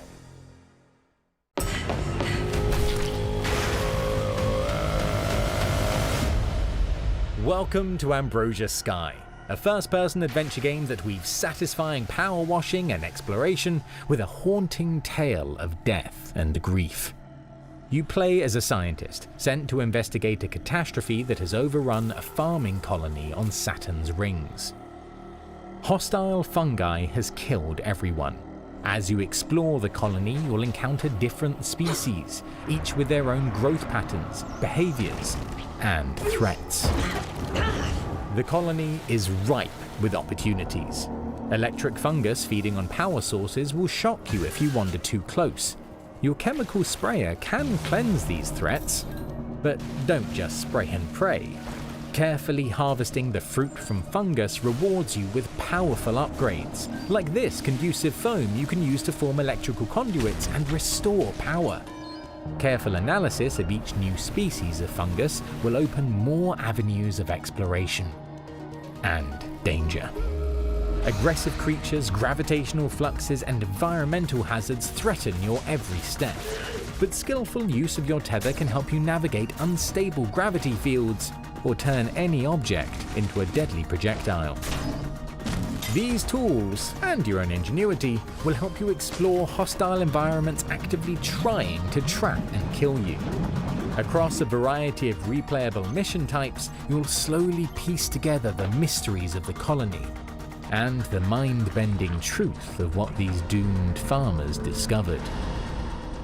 We can't wait for you to experience all this and more when Ambrosia Sky Act 1 releases on November 10th, 2025. To learn more, go to ambrosiasky.com.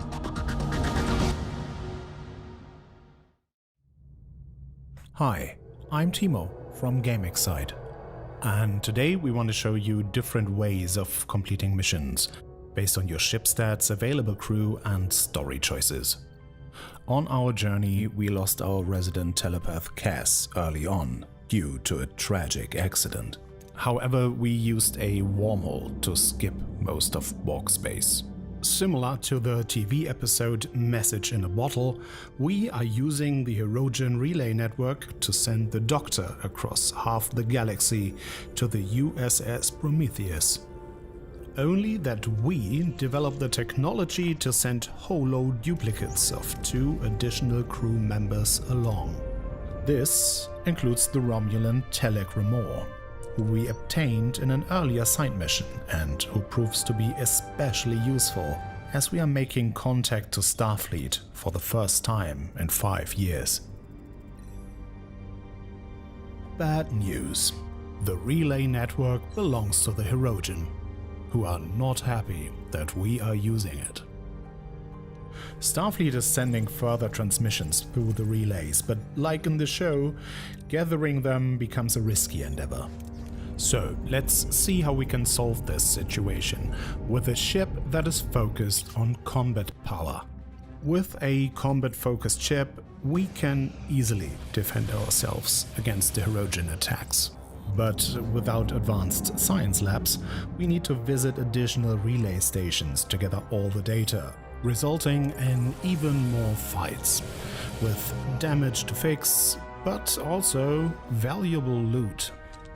Eventually, we are led to download the final but crucial part of the transmission from the main relay, guarded by Idrin, the feared Hirogen Alpha. As our ship is armed to the teeth, we don't need to fear his fleet and can engage him head-on. Having bested him in battle, Idrin is even impressed with our strength and rewards us with the Hirogen hunting laser tech. But what if we had a ship focused on science and diplomacy? Our superior science labs allow us to gather more of the Starfleet transmission from fewer relays, thus minimizing the risk of Hirogen attacks. However, the ones that we face are quite devastating and require extensive repairs. Having gathered the data, we are once again faced with Idrin and his fleet guarding the final array, but our science ship is not able to take them head-on. Instead, we choose a stealthy approach by completing an away mission to try and gather the data without confrontation. Unfortunately, the mission fails, and Idrin captures our people. Now, there is no way around combat, and we are hugely outgunned. But being a science ship, we have one last ace up our sleeve. We unleash the black hole inside the array. As the black hole swallows his escort, we only need to face Idrin alone. In a tough battle with the help of an ally, we are able to defeat his ship.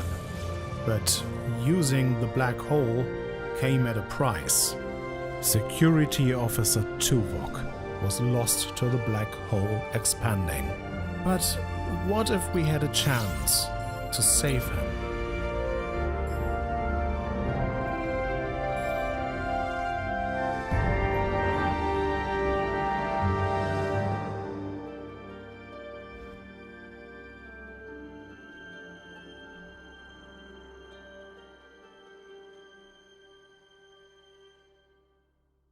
Hi all at the IGN Fan Fest. I'm Jason Clark and I am super excited to share with you a very special exclusive clip from my new action-packed series, The Last Frontier, now streaming on Apple TV+. Hope you enjoy it. Hey Sydney, you know your passcode, right? Give me the passcode, I'll play nice.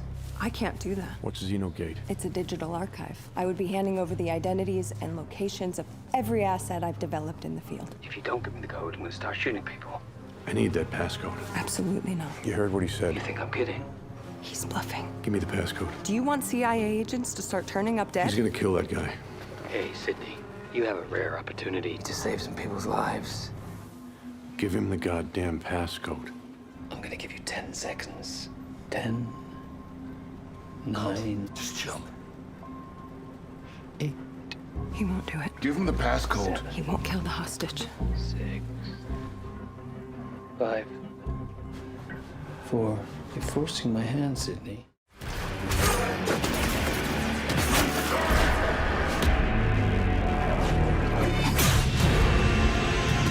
Teshin Dax. This Tenno is not your foe. We shall see.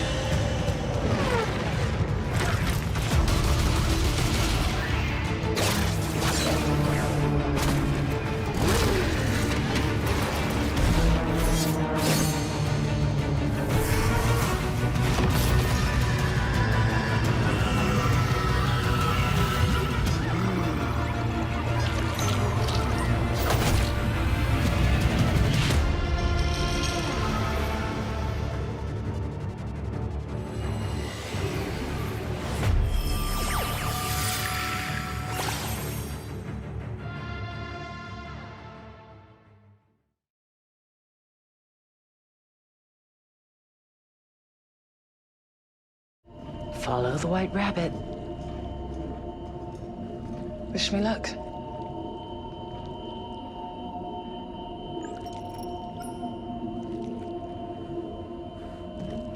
Cooper will seal the bulkheads behind you as you move. Whoever's down there will be forced into a dead end. Oh, damn it. Subsection 6 clear. Sealing now.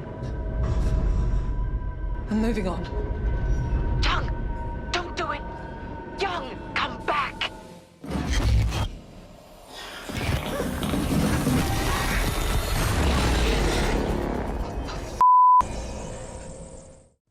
You just got brand new looks at Ambrosia Sky, Star Trek Voyager Across the Unknown, Warframe, The Last Frontier, and Directive 8020.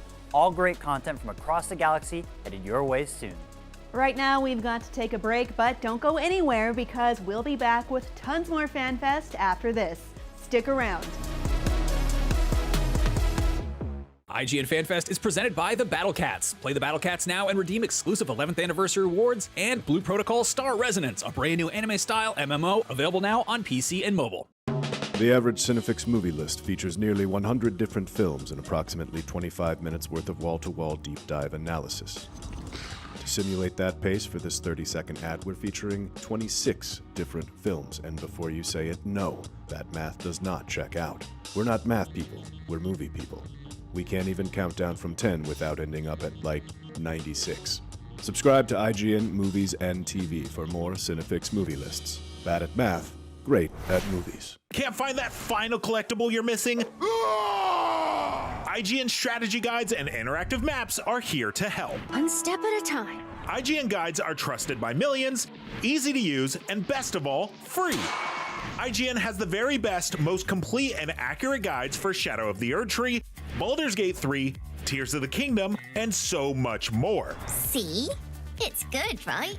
Every guide is tested and verified for you by experts. Just search for IGN when you search for guides.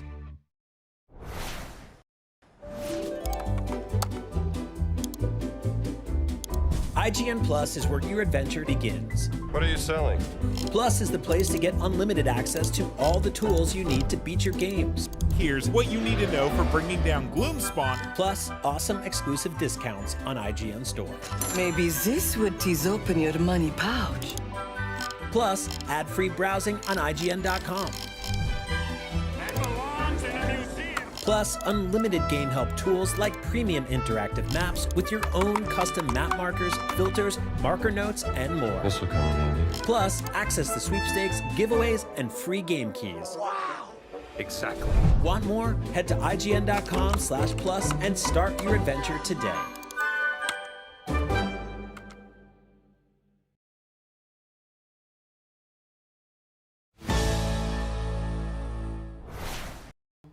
And we're back. This is IGN Fan Fest Fall Edition. Hey, you know what plants, zombies, street racing, professional wrestling, digital monsters, trains, and spies all have in common? No, what? Well, I was hoping you knew. It would make tossing to this next block of trailers a lot easier if there was some common theme. I guess you could say all these trailers go together like plants and zombies? But they don't? Okay, whatever. Just play it.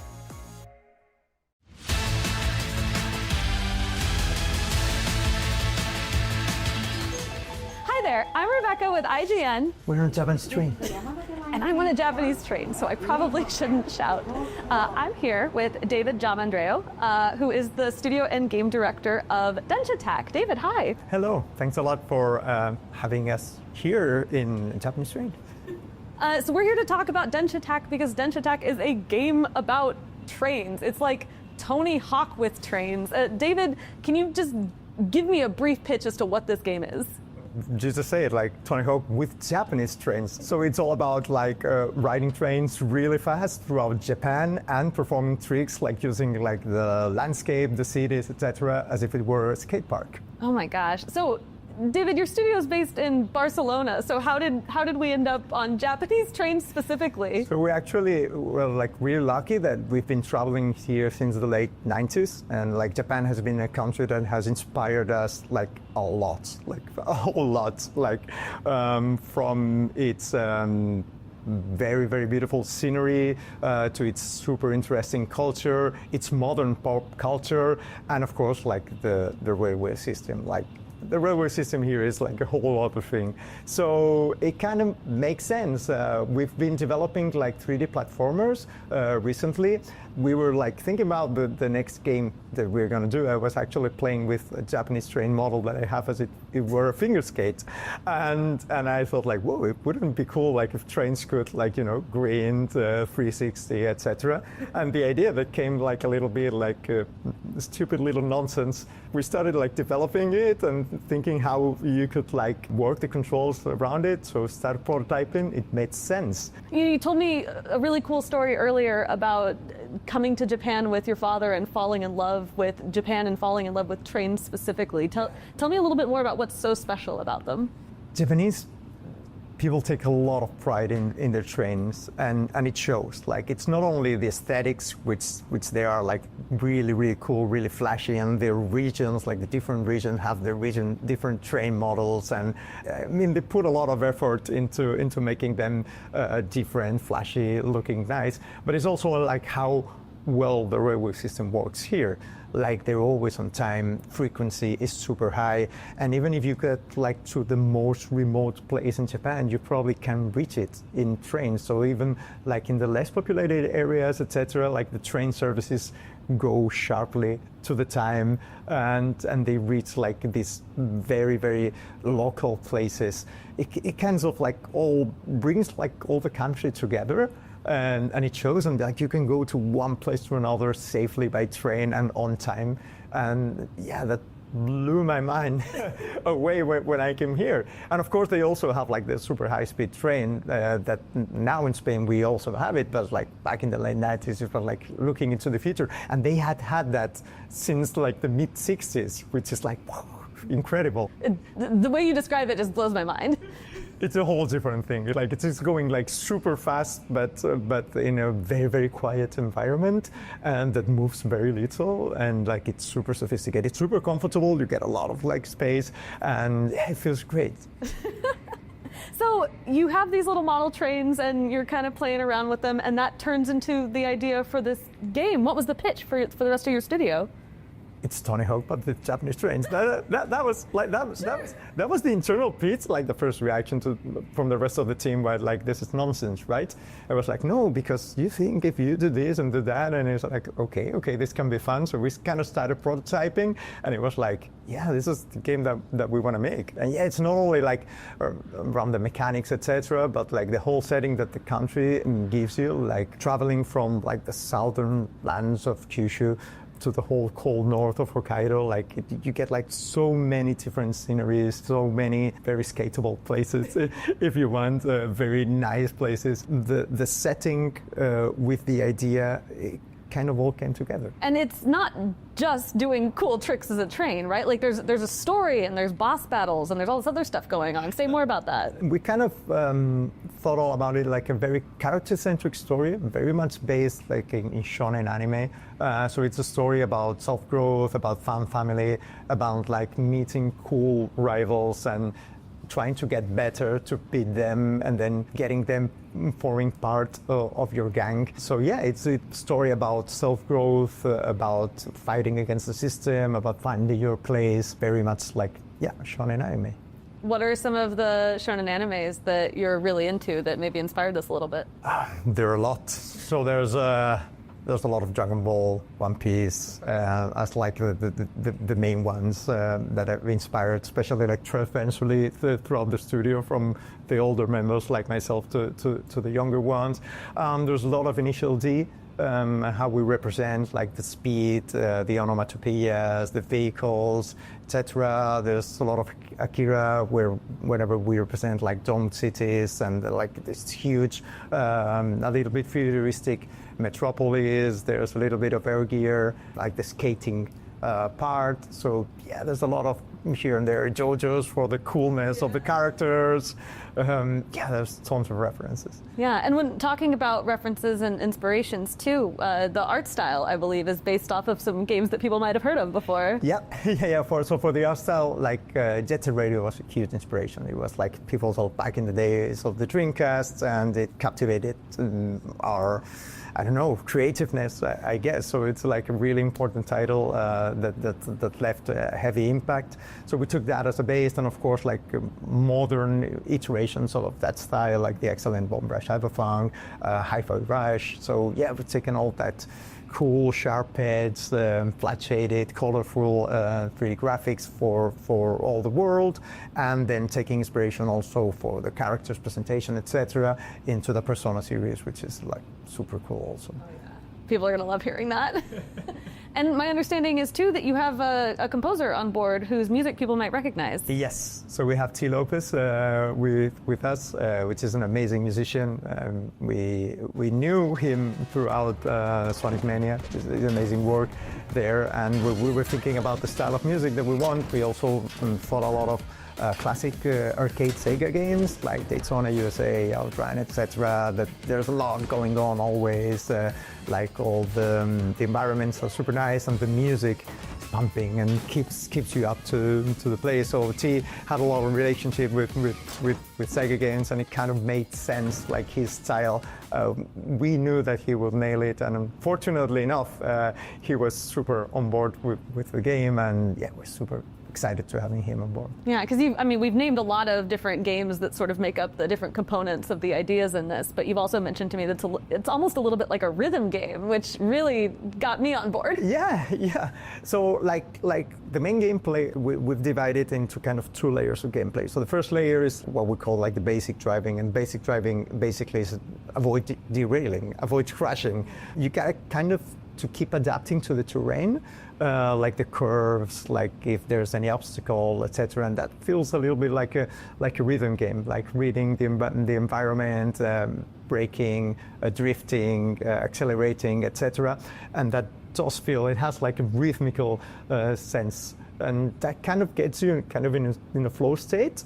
And then on top of that, we put like all the fanciness of the tricking. So the first layer is like making it to the end in time, because we're talking about Japanese trains. And on top of that is about tricking and self-expression and racking up points, comboing, etc. So this is coming out early spring next year? Yes. All right, and what platforms? It's coming out on PlayStation, Xbox, and Steam, and it's also coming day one Game Pass. All right, and if people are interested, where should they look for more information? So, of course, on our Steam page, please wishlist on our Steam page. It's very important for indie developers. And we're having a demo now on the Tokyo Game Show. We'll be releasing new footage with this interview. And yeah, follow us also on social networks. Well, David, this has been awesome, but I think our stop's coming up, so we should probably get off this train. Thank you so much for chatting with me today. Thanks a lot for having us. For more on Densha Attack, all things anime, and all things cool video games, keep it right here at IGN.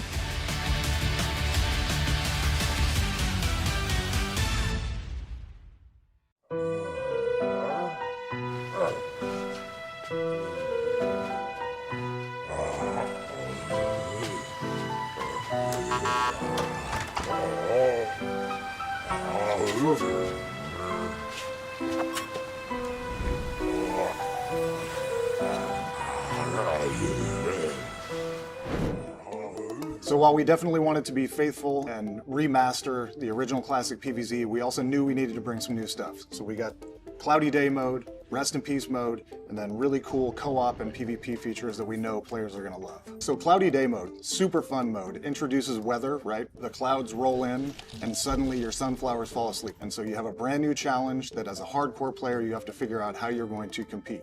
Rest in Peace mode, another really cool mode, very hardcore mode for your most hardcore players. It's a permadeath mode. So once you complete the adventure campaign, you get to run it all back again.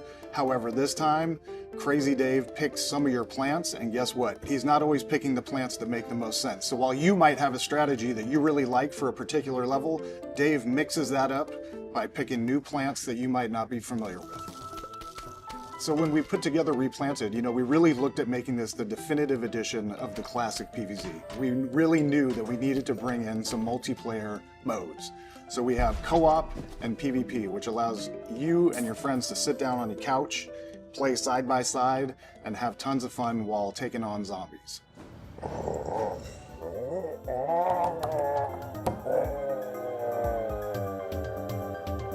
Hey everybody, thanks for spending time with us today talking about PvZ Replanted. It's coming out on October 23rd. See you out there on the lawn.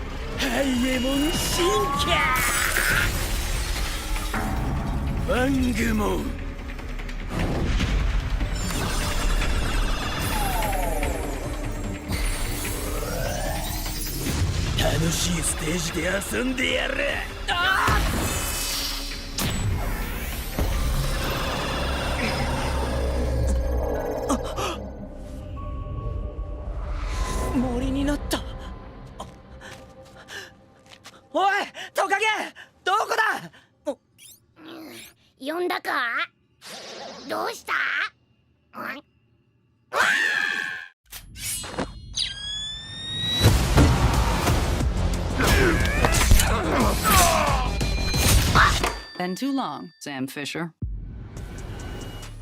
Hey, thank you very much for joining us on IGN Fan Fest. Derek, you are the showrunner of Splinter Cell Deathwatch, which has just launched on Netflix. I think you have something you'd like to tell the fans. That's what I'm hearing. McKenna has intel we can't afford to lose. Well, first of all, I hope you enjoy it, because we put a lot of work and effort into it, and a special kind of love. And second of all, we've got a season 2 coming your way. You ready, Cinderella? Sounds like we're going to the ball. Now, when might we expect that? Do you have any sort of release? Get up close, gather intel, avoid blowback. We don't, and being new to animation, I know how long it takes, but we are fully into pre-production, and everyone is super excited about where we go next. Well, what can you kind of tease about that? Because season 1 does end on a pretty big and definite note, or is it as definite as we think it is? Might a certain character be back for season 2? What I love about those kinds of endings are when you return to it, usually we see one of 3 ways. 1, you address right away. 2, you ignore it. Or 3, it's a hybrid approach. And here it's a hybrid approach, right? And what I think you can see in season 2 is a larger scale story, but the intimacy of character and the intimacy of action. Because when you look at some of my favorite action movies, like Die Hard with a Vengeance, yeah, a lot of stuff blows up and there's car chases and all that kind of stuff. But the greatest scene in that movie is when John McClane takes on the dirty cops in the elevator. It's close quartered, it's bloody, it's brutal, it's awesome. And we're gonna have a lot of that. I got the tickets right here. Put the gun down! Put the gun down now! Awesome. And I hope a larger role for Kaiju the dog. All I'll say about Kaiju is he will be safe forever. Who would like a Kaiju spinoff? So there we go. Thank you so much for joining us on IGN Fan Fest, Derek.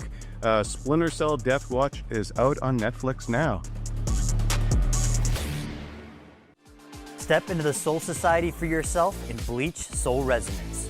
This 3D action game allows you to relive the iconic moments from the classic series as you face off against the Soul Reapers through a clash of weapons, seamless character swapping, and synergistic combos to come out on top. Pre-register now on your mobile device.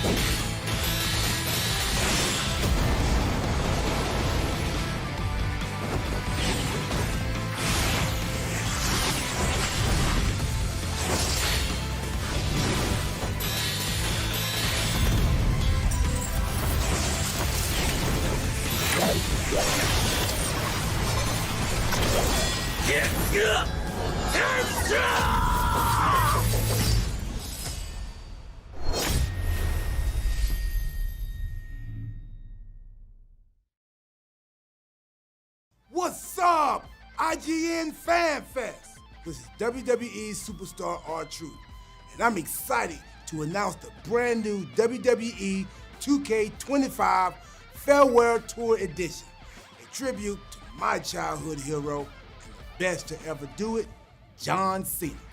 Stay tuned to see the world premiere of new content, including a new playable superstar I personally know pretty well, Ron Cena. You get the WWE 2K25 Farewell Edition starting October 16th. That's what's up.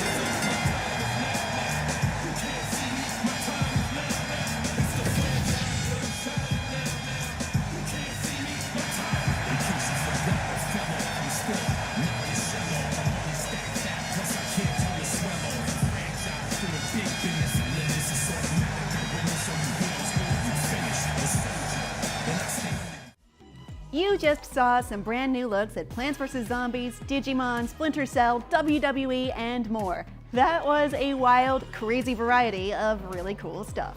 But now let's get things back on track down here on Earth. Metro Rivals is the upcoming train racing game from the talented developers at Dovetail, and it looks absolutely insane. It's time to grab your ticket and get all aboard because Metro Rivals is pulling into the Fan Fest station right now. Somebody get the conductor because these train puns are really derailing the show. Anyway, here's Metro Rivals.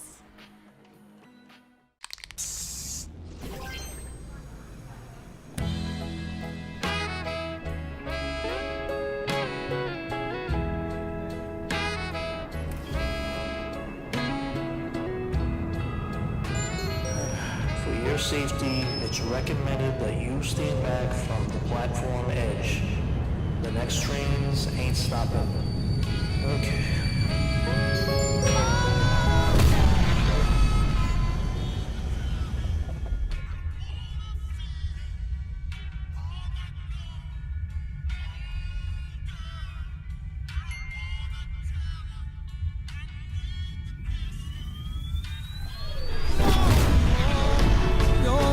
Your ride, your rivals, your reputation.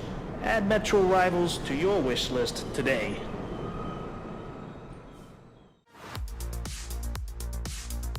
Hey everyone, welcome to the special episode of IGN Plays featuring the Battle Cats. In this game, you'll become the leader of a weird but adorable army of cats on a quest to conquer the planet and beyond. You'll collect new cat heroes as you progress and defeat bizarre enemies, giving the simple premise some serious strategic depth. The Battle Cats are celebrating 11 years of bringing weirdly adorable cat battles to over 100 million players around the world. The anniversary event features new stages and gifts, plus the Battle Cats The Awards, where players vote for their favorite characters in 5 categories to win. Without further ado, let's get our army ready and lead the Battle Cats. Presented by the Battle Cats. Play the Battle Cats now and redeem exclusive 11th anniversary rewards. The sort of strategy that I like to go for here is having a very, very solid front line and then having attackers pull up after the fact, right? So, for example, I'm going to throw in the Salon Cat in here because they're a fantastic attacker and they don't cost that much money. They're only 900. I'm going to throw them right there. We already got the Viking Cat in there. For only $525, that's a very good deal. I do also want to get some sort of debuffers as well. Actually, let's go ahead and take out the Tank Cat and have the Boogie Cat because he's already a very good defender. I'm also going to grab the Kung Fu Cat. Kung Fu Cat is also very solid. A little expensive, but deals a ton of damage. So it's super useful. And then also, I got to grab some uber super rares just to sort of show off how powerful these units can be. So I'm going to go ahead and take this guy out and grab, let's go for Costly the Bane. He's super powerful, but also very expensive. So that'll sort of be like our end game unit there. Go ahead and hit that attack. The battle begins. So like I said, it's all about having a good front line. Let's throw in a couple of these cats in there, work on our level ups for now, and just sort of make sure that we have that front line. Now, since we are in Australia, the main enemy units should be kangaroos. We should see those popping up here very soon. There we go. That's the first one. We got a couple coming our way, so let's just go ahead and make sure that we're getting some attackers in there as well. I'll throw in a Viking Cat for good measure. And why not? Let's throw a Salon Cat in there. Salon Cat doesn't have any legs. Do we know why? No? Don't question it. A few things to keep in mind here as you play the game. There's on the top right is your money counter. So as you can see, we're passively generating money here. That increases every time that you hit a level up, both the max amount of money you can have and the refresh rate. So that's this button on the bottom left here is how you increase that. And you always want to make sure that you're hitting around level 6, level 7 right before you start sort of using your more expensive units like the uber super rares and so on and so forth. I got to hit 3 level ups back to back right there, which is super good. Salon Cat is doing work right now. Just got eliminated finally, so let's throw another one in there. And then I'm going to throw in a little Mermaid Cat as well. I'm going to go ahead and just work on a couple more frontliners as well. Let's throw in a Sushi Cat. This is my favorite unit. 2 little sashimi cats just spinning around on a little plate. Super cute, but also can take a lot of hits. Now, you might be seeing this flashing icon on the bottom right of my screen, and that is our cat laser. What this thing does is it actually just shoots a beam that damages all opponents. Let's go ahead and use that right now just to sort of showcase. Boom, there you go. big damage to all the opponents in the way.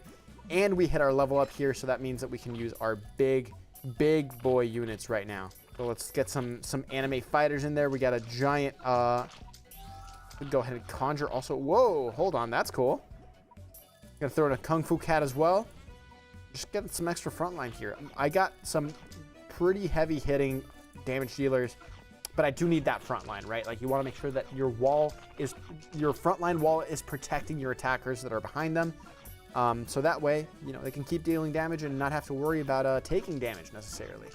Now that we're level 8, we kind of just can spam most of our units on cooldown, which is always a good sign because that means that the enemy is going to be overwhelmed and they won't be able to deal with us. So we got a Shaman Cat, we got Mercat, Africat in there as well.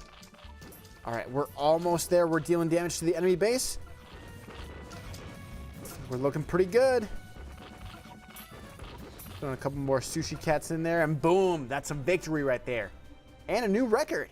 So let's go ahead and open some cat capsules to get some extra units and make sure that we're in tip-top shape. There actually is a starter special right now, so it's an 11 capsule draw. During this event, the first draw has a discount. And the more you open, obviously, gives you more chances to get a cool unit. We got a rare here, Thief Cat. We got a Pogo Cat as well. That's another rare. Nice. Now, I do want to get some super rares if we can. Yeah. All right, we got a super rare in here. Very nice. Another Shaman Cat. Okay. Another Pogo Cat. Good deal. What is this guy? That is... Okay. Super rare. We got a Swimmer Cat as well. Another Sushi Cat. I love the Sushi Cat. Super rare. As it should be. Ooh. Brainwashed Axe Cat. And another Thief Cat as well. And a Witch Cat as well. All right. Pretty decent layout there. Let's go ahead and go to the Great Abyss here. I am going to swap out one little thing here. Just because I feel like the Viking Cat just wasn't necessarily doing enough for me to warrant them staying in the team. I am so sorry. You are booted off the island. I think I want something that's going to be low cost but high damage. I might do an Apple Cat in here. Apple Cat could be the way. I think that's the plan. Let's go ahead and jump into the Great Abyss and see if we can win. The battle begins! Now, this battlefield is way shorter than the other one. As you can see, there is not that much distance between my opponent and me, so I'm just going to throw in some frontliners in here. As always, throwing a Shaman Cat in there. And just wait for these level ups. I want to make sure that I'm leveling up early if I can to just sort of build up that passive income. Now, they do have some blue units in here, which are a little bit harder to take on, so my frontliner cats here might not be... they might be going straight to their deaths, but... it's for a good cause, I promise. I'm gonna throw in an Apple Cat in here as well. It's just a little apple just tiptoeing its way across the battlefield. So far so good. Now the Great Abyss does have this one enemy that always gives me trouble. It's this giant blue head that sort of pops out like a smaller head from its mouth. I know it sounds weird, but trust me, it happens. As soon as that unit comes into the battlefield, I think I'm just gonna go ahead and throw out my cat laser. Because it is not easy to deal with. Again, I'm just gonna try to until that thing comes on. I'm just gonna keep going for these level ups because it does a lot of damage. And I want to make sure that I can get those big units out. So far, so good.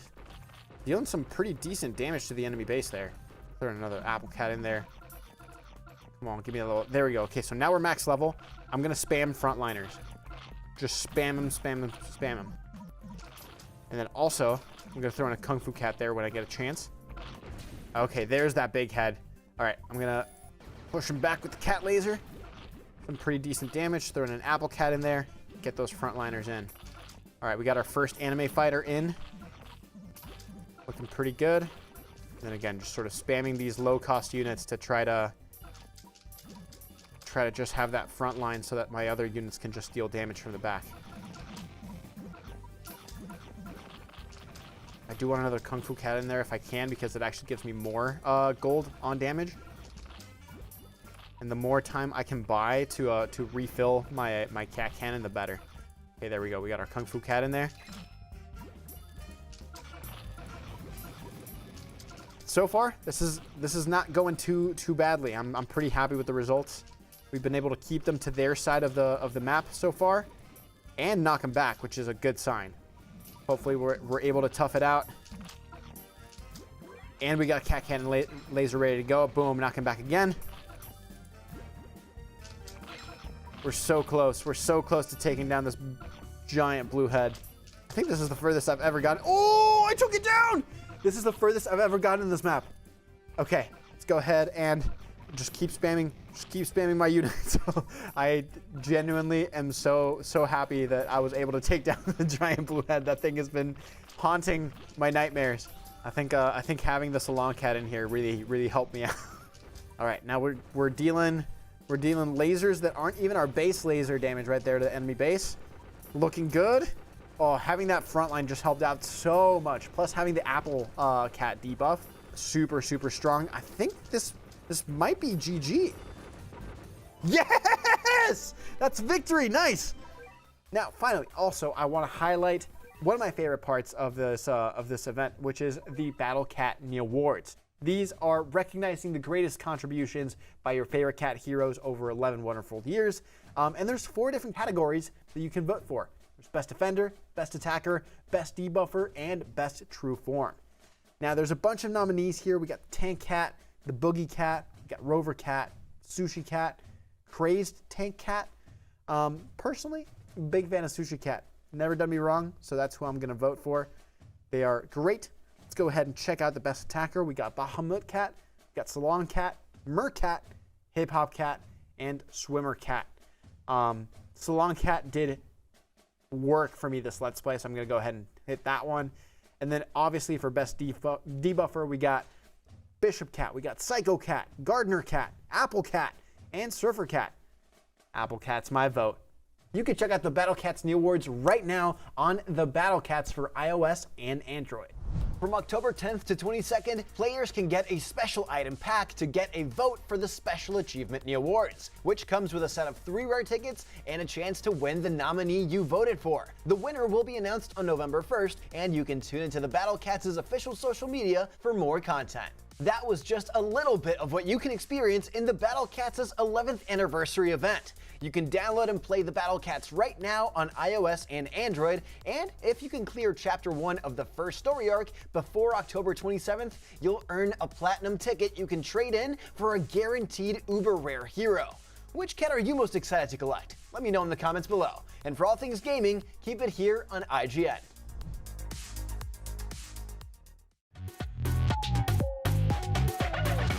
You're watching IGN Fan Fest Fall Edition. We're coming to the end of the showcase, but we've saved some of the best for last. Up next, we're checking out some awesome upcoming games that should click with comic book fans. First up, the all-new interactive comedy adventure game about superheroes in the workplace. Here's Dispatch.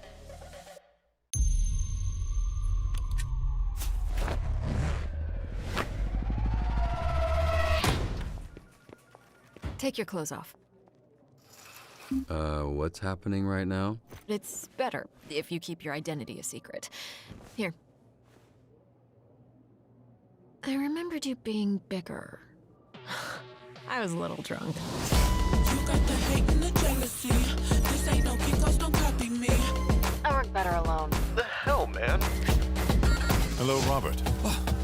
How do you move so quiet? I float.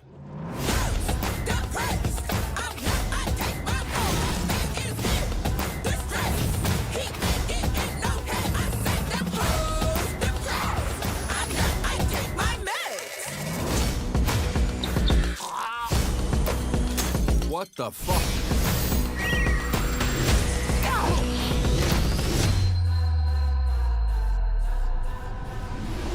I only came in as I thought we were playing Magic the Gathering tonight. I am hoping we still may.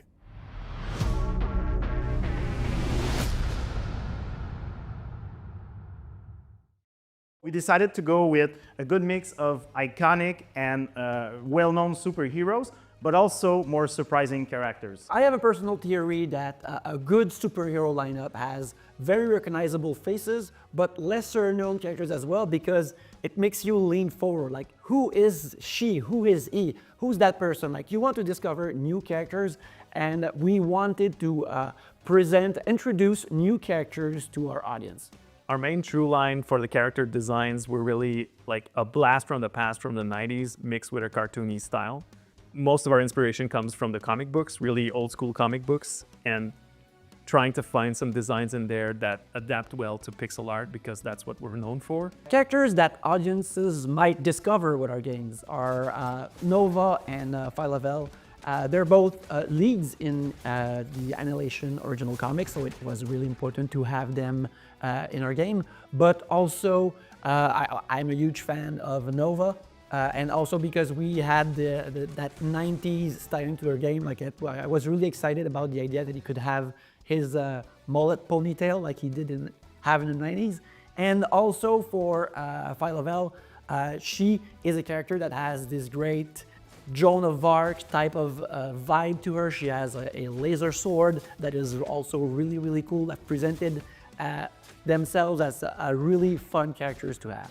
With Marvel Cosmic Invasion, we wanted to bring a fresh experience that also feels like it's an experience that you can remember about, that is inspired by the legacy, yet feels unique and modern at the same time. It's the great adventure that you can share with players of all ages and go on into this amazing adventure.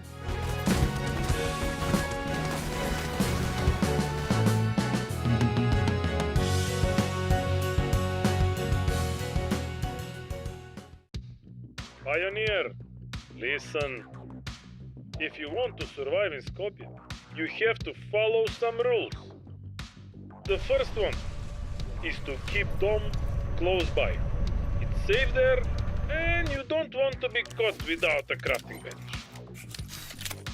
Second, search high and low. I hid weapons everywhere in the city. The scientists hid some pretty weird stuff around the city too. Use their technology against them. While exploring, don't forget to loot and store resources. If not for this life, then for next one. Right? Fourth.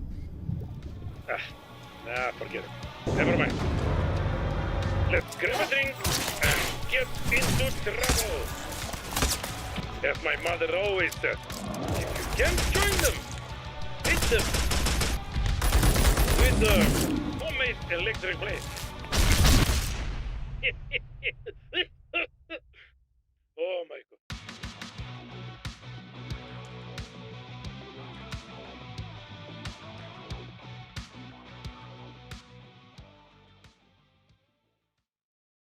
Gotta keep you on your toes. If there's one character in Invincible who's got eyes everywhere, it's Cecil Stedman, director of the GDA. I'm gonna run and use your bathroom while you deal with that. Whoa! Christ almighty, I didn't think she would ever leave. When we were looking at roster, we're all such huge fans of Cecil. We're like, he's gotta be in this game. And you're like, how the fuck does a normal human fight against aliens and superheroes and all this stuff? Even though he doesn't have superpowers, he is still incredibly capable. But it's not like it's just him. So he has this whole governmental apparatus behind him that has this technology that is beyond anything that any normal human would imagine. He shows you that he's not just a suit behind a computer console. He's okay getting his hands dirty too. He uses all this technology at his disposal to keep his enemies at bay and basically makes them run a gauntlet in order to get to him. One of my favorite moments from Cecil in the show is when he's going toe-to-toe with Omni-Man. Omni-Man keeps dashing at him and he teleports away just at the last second. You see this character, you're like, oh, he's just a regular guy in a suit, but then you see him move, and he's teleporting all over the stage. He's a very slippery character. His fast locomotion with long-range attacks really offer him the ability to compete against the other cast. We've got this great taunt for Cecil where he puts his hands over his face and says, They're all children, Donald. His disdain, I just love the expression of his character. We wanted to give him a kit that was really reflective of him being kind of the person that pulls the strings and the person who's the commander of the battlefield. Cecil's moves tell you a lot about who he is. Cecil's going to be a fun character if you like gadgets, if you like setting traps. He's got a lot of tricks. He's got a wide array of weapons that serve different purposes to round out the range and types of attacks in his kit. Cecil's light attacks are pistol based. So very short range, very quick. His mediums, it's all like rifle blasts. You can charge his down medium as well, and it's just a bigger, just laser blast. He's got this Flaxen rifle. You'll see in season 1 of the show, he's sort of re-outfitted Flaxen tech from an earlier invasion of Earth to use against Omni-Man. And all of his heavy attacks are like up close and personal shotgun blasts. In the air, it's like a down spike. You can actually get several down spikes in a row before he goes into combos. I think my favorite weapon is just really his grenade launcher. Creates a lot of space. If you use the boosted version of it, you'll shoot like 3 in a row in like a rapid fire. And it changes the arc. And if you're retreating and doing in the air, you can cover kind of like anyone trying to run in on you, you're setting up more hazard. He's got this sort of like sonic grenade that floats in space for a minute and then explodes, so you can use it to sort of stop people from approaching at you. If you boost it, it actually homes in on the target, which is like really nice. For his special moves, you can summon in Reanimin. The Reanimin are these like reanimated, almost zombie-esque like corpses of people that are under Cecil's control. Uses a device and reveals the white room around the player. My time is valuable. Lights.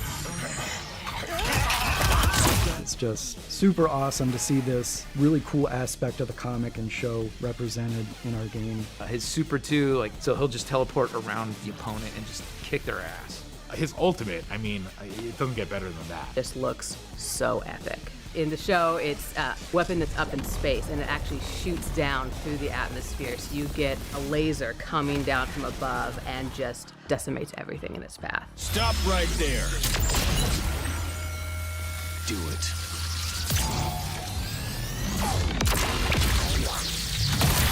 And I just think that ultimate is perfect for him. Get used to all of his ranged attacks and start learning timing. Like, when do you want to set up the mines and start placing them strategically? It's really fun to be able to pull out a weapon, get a hit stop, then throw out a grenade, and then just finish it off with Hammer of God as their ult. It just feels really epic. I think Cecil pairs really well with a larger character. Someone like Battle Beast is great because Cecil could use some like extra protection. I also think it's good to use him to get characters where you want them to be and then call in assists. He's a ton of fun, just all around great character. I think the fans are gonna love him.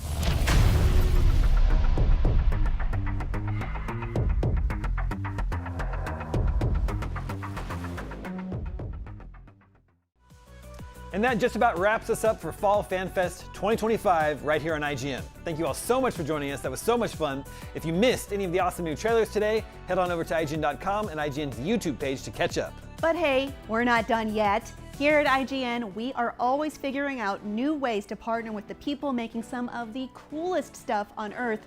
So if you're looking for something to look forward to this month, you know, besides the existential dread of what to dress up as for Halloween, we've got you covered.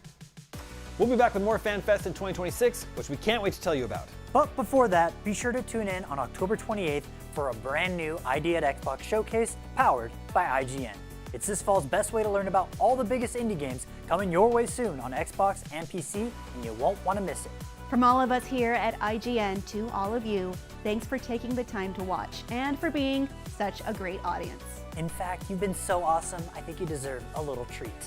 That's all from us, but before we go, here's one more thing.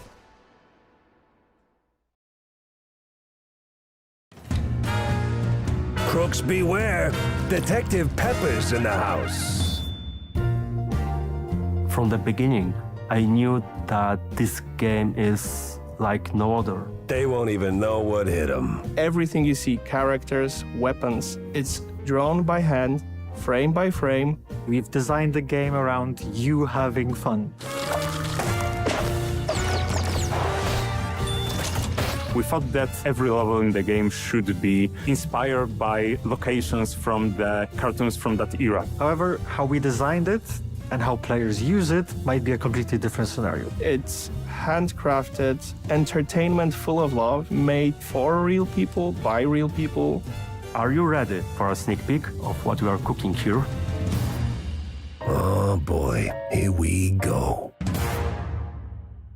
IGN Fan Fest is presented by Blue Protocol Star Resonance, a brand new anime-style MMO available now on PC and mobile, and the Battle Cats. Play the Battle Cats now and redeem exclusive 11th anniversary rewards. The average Cinefix movie list features nearly 100 different films and approximately 25 minutes worth of wall-to-wall deep dive analysis.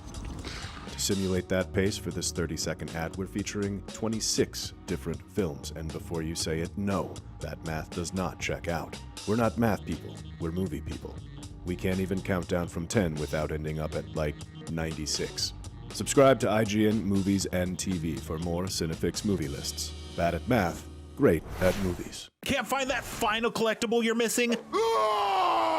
IGN strategy guides and interactive maps are here to help. One step at a time. IGN guides are trusted by millions, easy to use, and best of all, free. IGN has the very best, most complete and accurate guides for Shadow of the Erdtree, Baldur's Gate 3, Tears of the Kingdom, and so much more. See? It's good, right? Every guide is tested and verified for you by experts. Just search for IGN when you search for guides.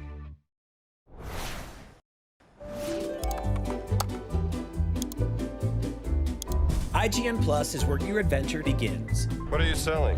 Plus is the place to get unlimited access to all the tools you need to beat your games. Here's what you need to know for bringing down Gloomspawn. Plus, awesome exclusive discounts on IGN Store. Maybe this would tease open your money pouch. Plus, ad-free browsing on IGN.com.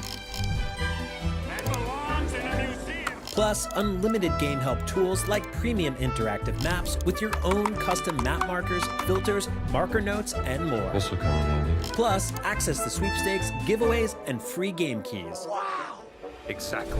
Want more? Head to IGN.com/plus and start your adventure today.